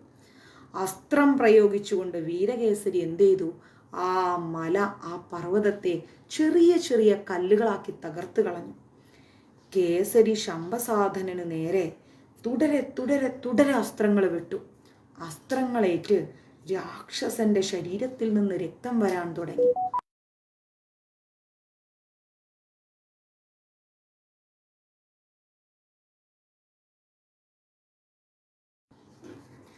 തൻ്റെ ശരീരത്തിൽ നിന്ന് ബാണങ്ങളെല്ലാം വലിച്ചൂരിയെടുത്ത ശംഭസാധനൻ ഒടിച്ചു നുറുക്കി വീരകേസരിയുടെ നേർക്ക് തന്നെ ഈ അസ്ത്രങ്ങൾ അങ്ങ് വലിച്ചെറിഞ്ഞു. വീരകേസരി വീണ്ടും വീണ്ടും ശംഭസാധനന് നേരെ ഇഷ്ടം പോലെ അസ്ത്രങ്ങൾ അങ്ങ് പ്രയോഗിച്ചു. കോപം കൊണ്ട് കലിതുള്ളി അലറിത്തുള്ളിയ ശംഭസാധനൻ എന്തു ചെയ്തു? അദ്ദേഹത്തിൻ്റെ മായാശക്തി ഉപയോഗിച്ചിട്ട് മത്തഗജമായിട്ട് അങ്ങ് രൂപം പ്രാപിച്ച് തലയിളക്കി കൊമ്പുകൾ ഉയർത്തി 8 ദിക്കും ഞെട്ടുന്ന രീതിയിൽ അത്യുച്ചത്തിൽ ചിഹ്നം വിളിച്ചു ഒരു ആനയായി മാറി. ചിഹ്നം വിളിച്ചു മഹർഷിമാരങ്ങ് വരണ്ട് വിറച്ച് പേടിച്ച് നടുങ്ങിയ അഞ്ജന ഒരു വൃക്ഷത്തിൻ്റെ മരത്തിൻ്റെ പിന്നിൽ പോയി അങ്ങ് ഒളിച്ചിരുന്നു. ഹോമകുണ്ഡം കാലുകൾ കൊണ്ടൊക്കെ തട്ടി തെറിപ്പിച്ച് കളഭം മഹർഷിമാരെ ആ കളഭമൊക്കെ അങ്ങ് വലിച്ചെറിഞ്ഞ് മഹർഷിമാരെ പിടികൂടി 4 ഭാഗങ്ങളിലേക്ക് എറിയാൻ തുടങ്ങി. ആര്? നമ്മുടെ ഈ രാക്ഷസൻ. കൊമ്പുകൾ അങ്ങ് തിരുകി കയറ്റി പർണാശ്രമം തന്നെ അങ്ങ് പൊളിച്ചു കളഞ്ഞു. വീരകേസരി പ്രയോഗിച്ച അസ്ത്രങ്ങളെല്ലാം തന്നെ ഈ ആനയുടെ തലയിൽ തട്ടി തവിട് പൊടിയായിപ്പോയി. കൊലവറി പൂണ്ട കാട്ടാന തുമ്പിക്കൈ നീട്ടി വീരകേസരിയുടെ കയ്യിലുണ്ടായിരുന്ന അമ്പും വില്ലും എല്ലാം തട്ടി പറിച്ചെടുത്ത് ദൂരേക്ക് വലിച്ചെറിഞ്ഞു. അമ്പും വില്ലും നഷ്ടപ്പെട്ട വീരകേസരി ദേഷ്യം വന്ന് കുതിച്ച് ചാടി ആകാശത്തിലേക്ക് ഉയർന്ന് പല വട്ടം ആകാശത്തിൽ അങ്ങ് മറിഞ്ഞ് മറിഞ്ഞ് മറിഞ്ഞ് ഈ ആനയുടെ തലയിൽ പോയി പതിച്ചു. ഭീമാകാരനായി രൂപം പൂണ്ട വീരകേസരി മുഷ്ടികൾ ചുരുട്ടിയിട്ട് ആനയുടെ തലക്കിട്ട് നല്ല ഇടിയിടിച്ചു. മർദ്ദനമേറ്റ അടികൊണ്ട ആന എന്ത് ചെയ്തു? 8 ദിക്കും കേൾക്കുന്ന രീതിയിൽ അങ്ങ് അലറി വിളിക്കാൻ തുടങ്ങി. തുമ്പിക്കൈ നീട്ടി വീരകേസരിയെ പിടികൂടാൻ പല വട്ടം ഈ ആന ശ്രമിച്ചു. വീരകേസരിയുടെ സന്ദർഭത്തിനനുസരിച്ചുള്ള പെരുമാറ്റം കൊണ്ട് ആനയായ രാക്ഷസൻ അങ്ങ് പരാജയപ്പെട്ടു. പെട്ടെന്ന് പൂർവരൂപം പ്രാപിച്ച ശംഭാസനൻ രാക്ഷസന്റെ രൂപത്തിൽ തന്നെ മാറി വീരകേസരിയെ അങ്ങ് പിടികൂടി ഊക്കോടെ അങ്ങ് വലിച്ചെറിഞ്ഞു ഈ രാക്ഷസൻ. വീരകേസരി ഒരു പാറക്കൂട്ടത്തിൽ പോയി ഇടിച്ചു വീണെങ്കിലും ഒരു കൂസലും കൂടാതെ ചാടി എഴുന്നേറ്റ് വീരകേസരി അദ്ദേഹത്തിന്റെ അമ്പും വില്ലും എല്ലാം തേടി കണ്ടുപിടിച്ച് ശംഭാസനു നേരെ അനേകം അസ്ത്രങ്ങൾ അങ്ങ് പ്രയോഗിച്ചു. അസ്ത്രങ്ങളേറ്റ് ശംഭാസനന്റെ ശരീരം മുഴുവൻ വ്രണങ്ങളായി രക്തമൊലിക്കാൻ തുടങ്ങി. എങ്കിലും ഈ രാക്ഷസൻ ഒരു കുലുക്കവുമില്ലാതെ നിൽക്കെ അവൻ പാറകളും വൃക്ഷങ്ങളും എല്ലാം ഇളക്കി എടുത്ത് വീരകേസരിയുടെ നേരെ തുടരെ തുടരെ എറിയാൻ തുടങ്ങി. വീരകേസരി തളരുകയാണോ? അഞ്ജന ആകെ പേടിച്ചു. ഇനി എന്ത് ചെയ്യും? ഈശ്വര, ഇതുപോലെ എത്ര സമയം യുദ്ധം ചെയ്യാൻ സാധിക്കും? വീരകേസരിക്ക് ഇനിയും ശക്തി ലഭിക്കുമോ? അതോ തളർന്നു പോവോ? അല്പം തളർന്നാൽ ശംഭാസനൻ ഉടനെ വീരകേസരിയെ ഭക്ഷണമാക്കി കളയും. അഞ്ജനയുടെ ഉള്ളിൽ ഒരുപാട് ചിന്തകൾ പോകാൻ തുടങ്ങി. അവൾ എന്തു ചെയ്തു? ശ്രീ പാർവതി പരമേശ്വരന്മാരെ ഹൃദയം നൊന്തങ്ങ് ധ്യാനിച്ചു. ഒരു പ്രതിവിധി ചെയ്യണേ ഭഗവാനെ, മഹേശ്വര, ഉമാപതേ എന്നങ്ങ് ഹൃദയം തുറന്നങ്ങ് പ്രാർത്ഥിച്ചു. അഞ്ജനെ, പല വരബലങ്ങളും സിദ്ധിച്ചിട്ടുള്ള ശംഭാസനനെ വധിക്കുവാൻ എളുപ്പമല്ല. സ്വന്തം രക്തം കൊണ്ട് മാത്രമേ തനിക്ക് മരണം സംഭവിക്കാവൂ എന്നുള്ള അത്ഭുത വരം നേടിയെടുത്തിട്ടുള്ളവനാണവൻ. ചിന്തിക്കൂ, വേണ്ടത് ചെയ്യൂ, വിജയം സിദ്ധിക്കുന്നതാണ്. ആ അശരീരി കേട്ടപ്പോ അഞ്ജനയ്ക്ക് ആശ്വാസമായി. എങ്കിലും ശംഭാസാധനന്റെ രക്തം കൊണ്ട് അവനെ എപ്രകാരമാണ് വധിക്കുക? അഞ്ജന ചിന്തിക്കാൻ തുടങ്ങി. എങ്ങനെ അവനെ തന്നെ അവൻ്റെ രക്തം കൊണ്ട് വധിക്കും? അവൾക്ക് മനസ്സിലാക്കാൻ കഴിയുന്നില്ല. അവൾ തീവ്രമായി ചിന്തിക്കുകയാണ്. എന്താ ഇതിനൊരു പ്രതിവിധി? എങ്ങനെ വധിക്കും അവനെ അവന്റെ രക്തം കൊണ്ട് തന്നെ? വീരകേസരിയും ശംഭാസനനും തമ്മിൽ ഉഗ്രമായ യുദ്ധം തുടരുകയാണ്. അശരീരി വചനങ്ങൾ പോലും വീരകേസരിയെ മനസ്സിലാക്കി കൊടുക്കാൻ വയ്യാത്ത നിർണായകമായ ഒരു അവസ്ഥയും യുദ്ധവും. അഞ്ജന നന്നായി ചിന്തിക്കാൻ തുടങ്ങി. കുറച്ചു ദൂരെ കിടന്ന ഒരു അസ്ത്രം കയ്യിലെടുത്തിട്ട് അഞ്ജന അത് ശംഭാസനന്റെ രക്തത്തിൽ അങ്ങ് മുക്കിയെടുത്തു. ആ അസ്ത്രം എങ്ങനെയാണ് ഇനി വീരകേസരിയുടെ കയ്യിൽ കൊടുക്കുക? അഞ്ജന ചിന്തിച്ചു. സന്ദർഭം കാത്ത അഞ്ജന നിൽക്കുകയാണ്. ഈ അസ്ത്രത്തിൽ ശംഭാസനന്റെ രക്തമുണ്ട്. ഈ രക്തം കൊണ്ട് തന്നെ ശംഭാസനനെ വധിക്കാൻ സാധിക്കും. പക്ഷെ ഈ അസ്ത്രം ആരെ കയ്യിൽ കൊടുക്കണം? വീരകേസരിയുടെ കയ്യിൽ കൊടുക്കണം. പെട്ടെന്ന് ഒരു കാട്ടുപോത്തായി മാറി ആര്? ശംഭാസനൻ. കൊമ്പുമിളക്കി ചീറ്റിക്കൊണ്ട് വീരകേസരിയുടെ നേരെ ഈ കാട്ടുപോത്ത് പാഞ്ഞടുക്കുകയാണ്. തന്ത്രപരമായി പിന്മാറിയ വീരകേസരി എന്തു ചെയ്തു? ധൈര്യത്തോടുകൂടി 2 മൂർച്ചയേറിയ ബാണങ്ങൾ കാട്ടുപോത്തിന്റെ കണ്ണുകളിലേക്ക് അങ്ങ് തൊടുത്തു വിട്ടു. അസ്ത്രങ്ങൾ കണ്ണുകളിൽ തറച്ചപ്പോ കാട്ടുപോത്തിന് വേദന സഹിക്കാൻ പറ്റാതെ അലറാൻ തുടങ്ങി. അലറി അമറി കാട്ടുപോത്ത് വട്ടം കറങ്ങാണ്. ആ അവസരം പ്രയോജനപ്പെടുത്തിയ അഞ്ജന അശരീരി വചനങ്ങൾ വീരകേസരിയുടെ കാതുകളിൽ പോയി മന്ത്രിച്ചു. രാക്ഷസന്റെ രക്തത്തിൽ മുക്കിയെടുത്ത അസ്ത്രം ചാതുര്യമായി അവന്റെ കയ്യിൽ കൊടുത്തു. വേദന കൊണ്ട് അമറിയ കാട്ടുപോത്ത് വീണ്ടും ശംഭാസാധന രാക്ഷസനായി രൂപം പ്രാപിച്ചു. കോപത്തോടുകൂടി അവനങ്ങ് ഗർജിച്ചു ആ രാക്ഷസൻ. ശംഭാസാധനൻ പറയാണ്, എടാ മർക്കട കീടമേ, നമ്മെ കീഴ്പ്പെടുത്താമെന്ന് വ്യാമോഹിക്കുന്ന നിന്നെ ഇനിയും ജീവിക്കാൻ ഞാൻ അനുവദിക്കുകയില്ല. ആര് പറഞ്ഞു? ശംഭാസാധനൻ എന്ന് പറയുന്ന രാക്ഷസൻ പറഞ്ഞു. തൻ്റെ മന്ത്രശക്തി കൊണ്ട് ഗദായുധം കയ്യിൽ പിടിച്ച ശംഭാസനൻ എന്തു ചെയ്തു? അലറി വിളിച്ചുകൊണ്ട് വീരകേസരിയെ അങ്ങ് അടിക്കാൻ വരികയാണ്. ഒട്ടും സമയം കളഞ്ഞില്ല നമ്മുടെ വീരകേസരി. അഞ്ജന നൽകിയ ശംഭാസനന്റെ രക്തം പുരണ്ട അസ്ത്രമെടുത്ത് ഉമാമഹേശ്വരന്മാരെ മനസ്സിൽ ധ്യാനിച്ചുകൊണ്ട് വീരകേസരി ശംഭാസനനെ ലക്ഷ്യമാക്കി അങ്ങ് പ്രയോഗിച്ചു. പാഞ്ഞു ചെന്ന അസ്ത്രം രാക്ഷസന്റെ നെഞ്ചിലങ്ങ് തുളച്ചു കയറി. മരണവെപ്രാളത്തോടലറിയ ശംഭാസാധനൻ വട്ടം ചുറ്റി നിലം പതിച്ച് കൈകാലുകളടിച്ച് അന്ത്യശ്വാസം വലിച്ചു.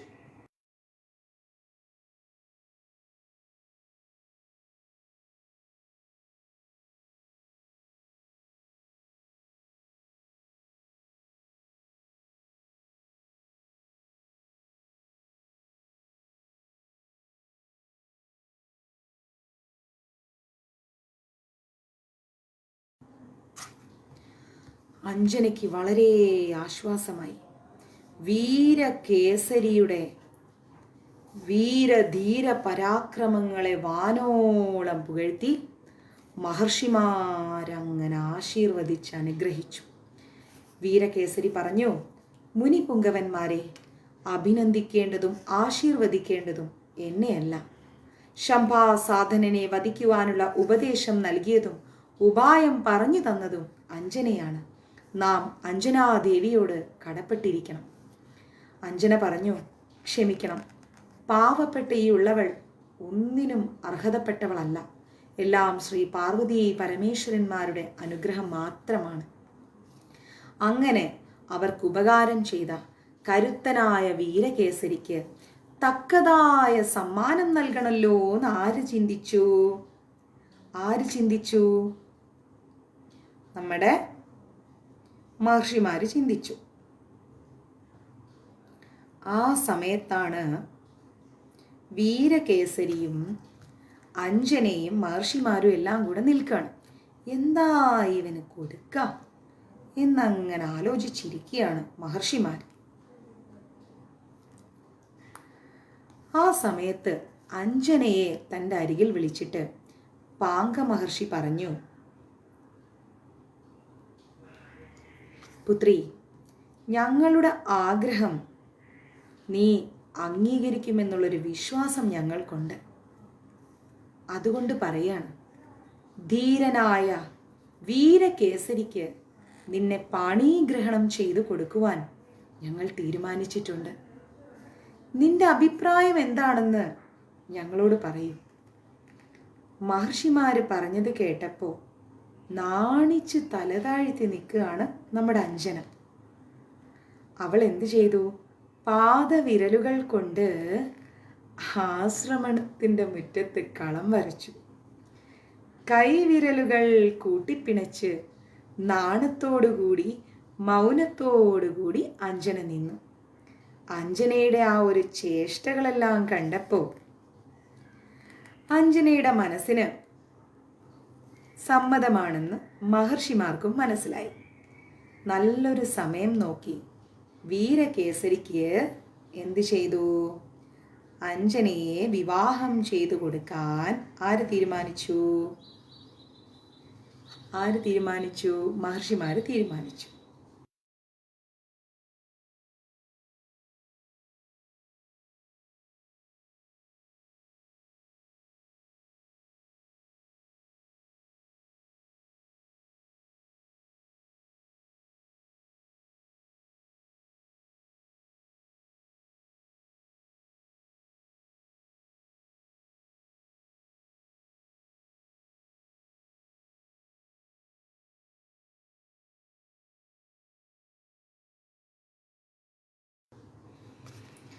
അങ്ങനെ കല്യാണം തീരുമാനിച്ചു. മഹർഷിമാരെല്ലാവരും കൂടെ ചേർന്ന് നമ്മുടെ അഞ്ജനയുടെയും വീരകേസരിയുടെയും കല്യാണം തീരുമാനിച്ചു.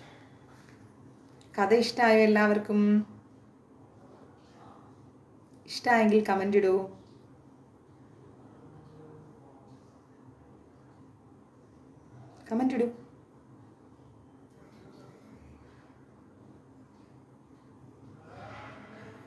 വേഗം കമൻറ്റ് ചെയ്തൊരു ഇഷ്ടമായില്ലേ?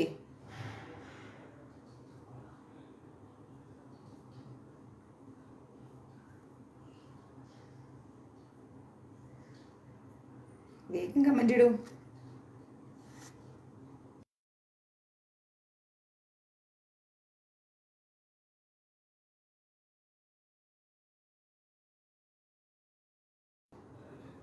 ഇഷ്ടമായി. അങ്ങനെ പൂർണ്ണചന്ദ്രനും പൂർണ്ണനിലാവും പോലെ, വീണയും മണിനാഥവും പോലെ വീരകേസരിയും അഞ്ജനയും നല്ല മനോസന്തോഷത്തോടു കൂടി നിൽക്കേ വീരകേസരിയോട് ചോദിച്ചു മഹർഷിമാര്, എന്താണ് ഈ അഞ്ജനയെ വിവാഹം ചെയ്യാൻ നിനക്ക് സമ്മതമാണോ വീരകേസരി എന്ന് ചോദിച്ചു. രണ്ടുപേരും പരസ്പരം പ്രണയത്തോടു കൂടി നോക്കി. രണ്ടുപേരും മഹർഷിമാരോട് രണ്ടുപേരുടെയും സമ്മതം അറിയിച്ചു. ഇനി നമ്മുടെ ആഞ്ജനേയ സ്വാമിയുടെ വരവാണ്. അത് നമുക്ക് നാളെ നോക്കാം.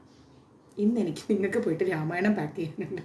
ഇല്ലെങ്കിൽ ഹരേ കൃഷ്ണ മാതാജി, രാമായണം കിട്ടിയില്ലല്ലോ മാതാജി, കർക്കിടകം തുടങ്ങിയല്ലോ മാതാജി, ഹരേ കൃഷ്ണ ഞങ്ങൾക്ക് കർക്കിടക കഞ്ഞി കിട്ടിയില്ലല്ലോ മാതാജി എന്ന് പറഞ്ഞുകൊണ്ട് എല്ലാവരും എന്നെ പൊങ്കാല ഇടും. എന്തിനാ വെറുതെ? അപ്പം എല്ലാവരും സന്തോഷത്തോടെ ഇരിക്കുക. ക്ലാസ് ഒന്നും മുടങ്ങില്ല. അത്രയും ജോലി തിരക്കായതുകൊണ്ടാണ് ക്ലാസ് എടുക്കാത്തത്. ഇതിൻ്റെ ഇടയ്ക്ക് മോൻ്റെ അഡ്മിഷൻ അത് ഇത് എല്ലാം കൂടി വരുമ്പോൾ എന്ത് ചെയ്യും? അതാണ് കാര്യം. ഓക്കെ, നാളെ ക്ലാസ് എടുക്കാം. ബാക്കി നോക്കട്ടെ, രാവിലെ സാധിച്ചാൽ എടുക്കാം, ഇല്ലെങ്കിൽ വൈകിട്ട് എടുക്കാം. എത്ര നേരമായി എന്നറിയോ? 8:30 മണിയായി.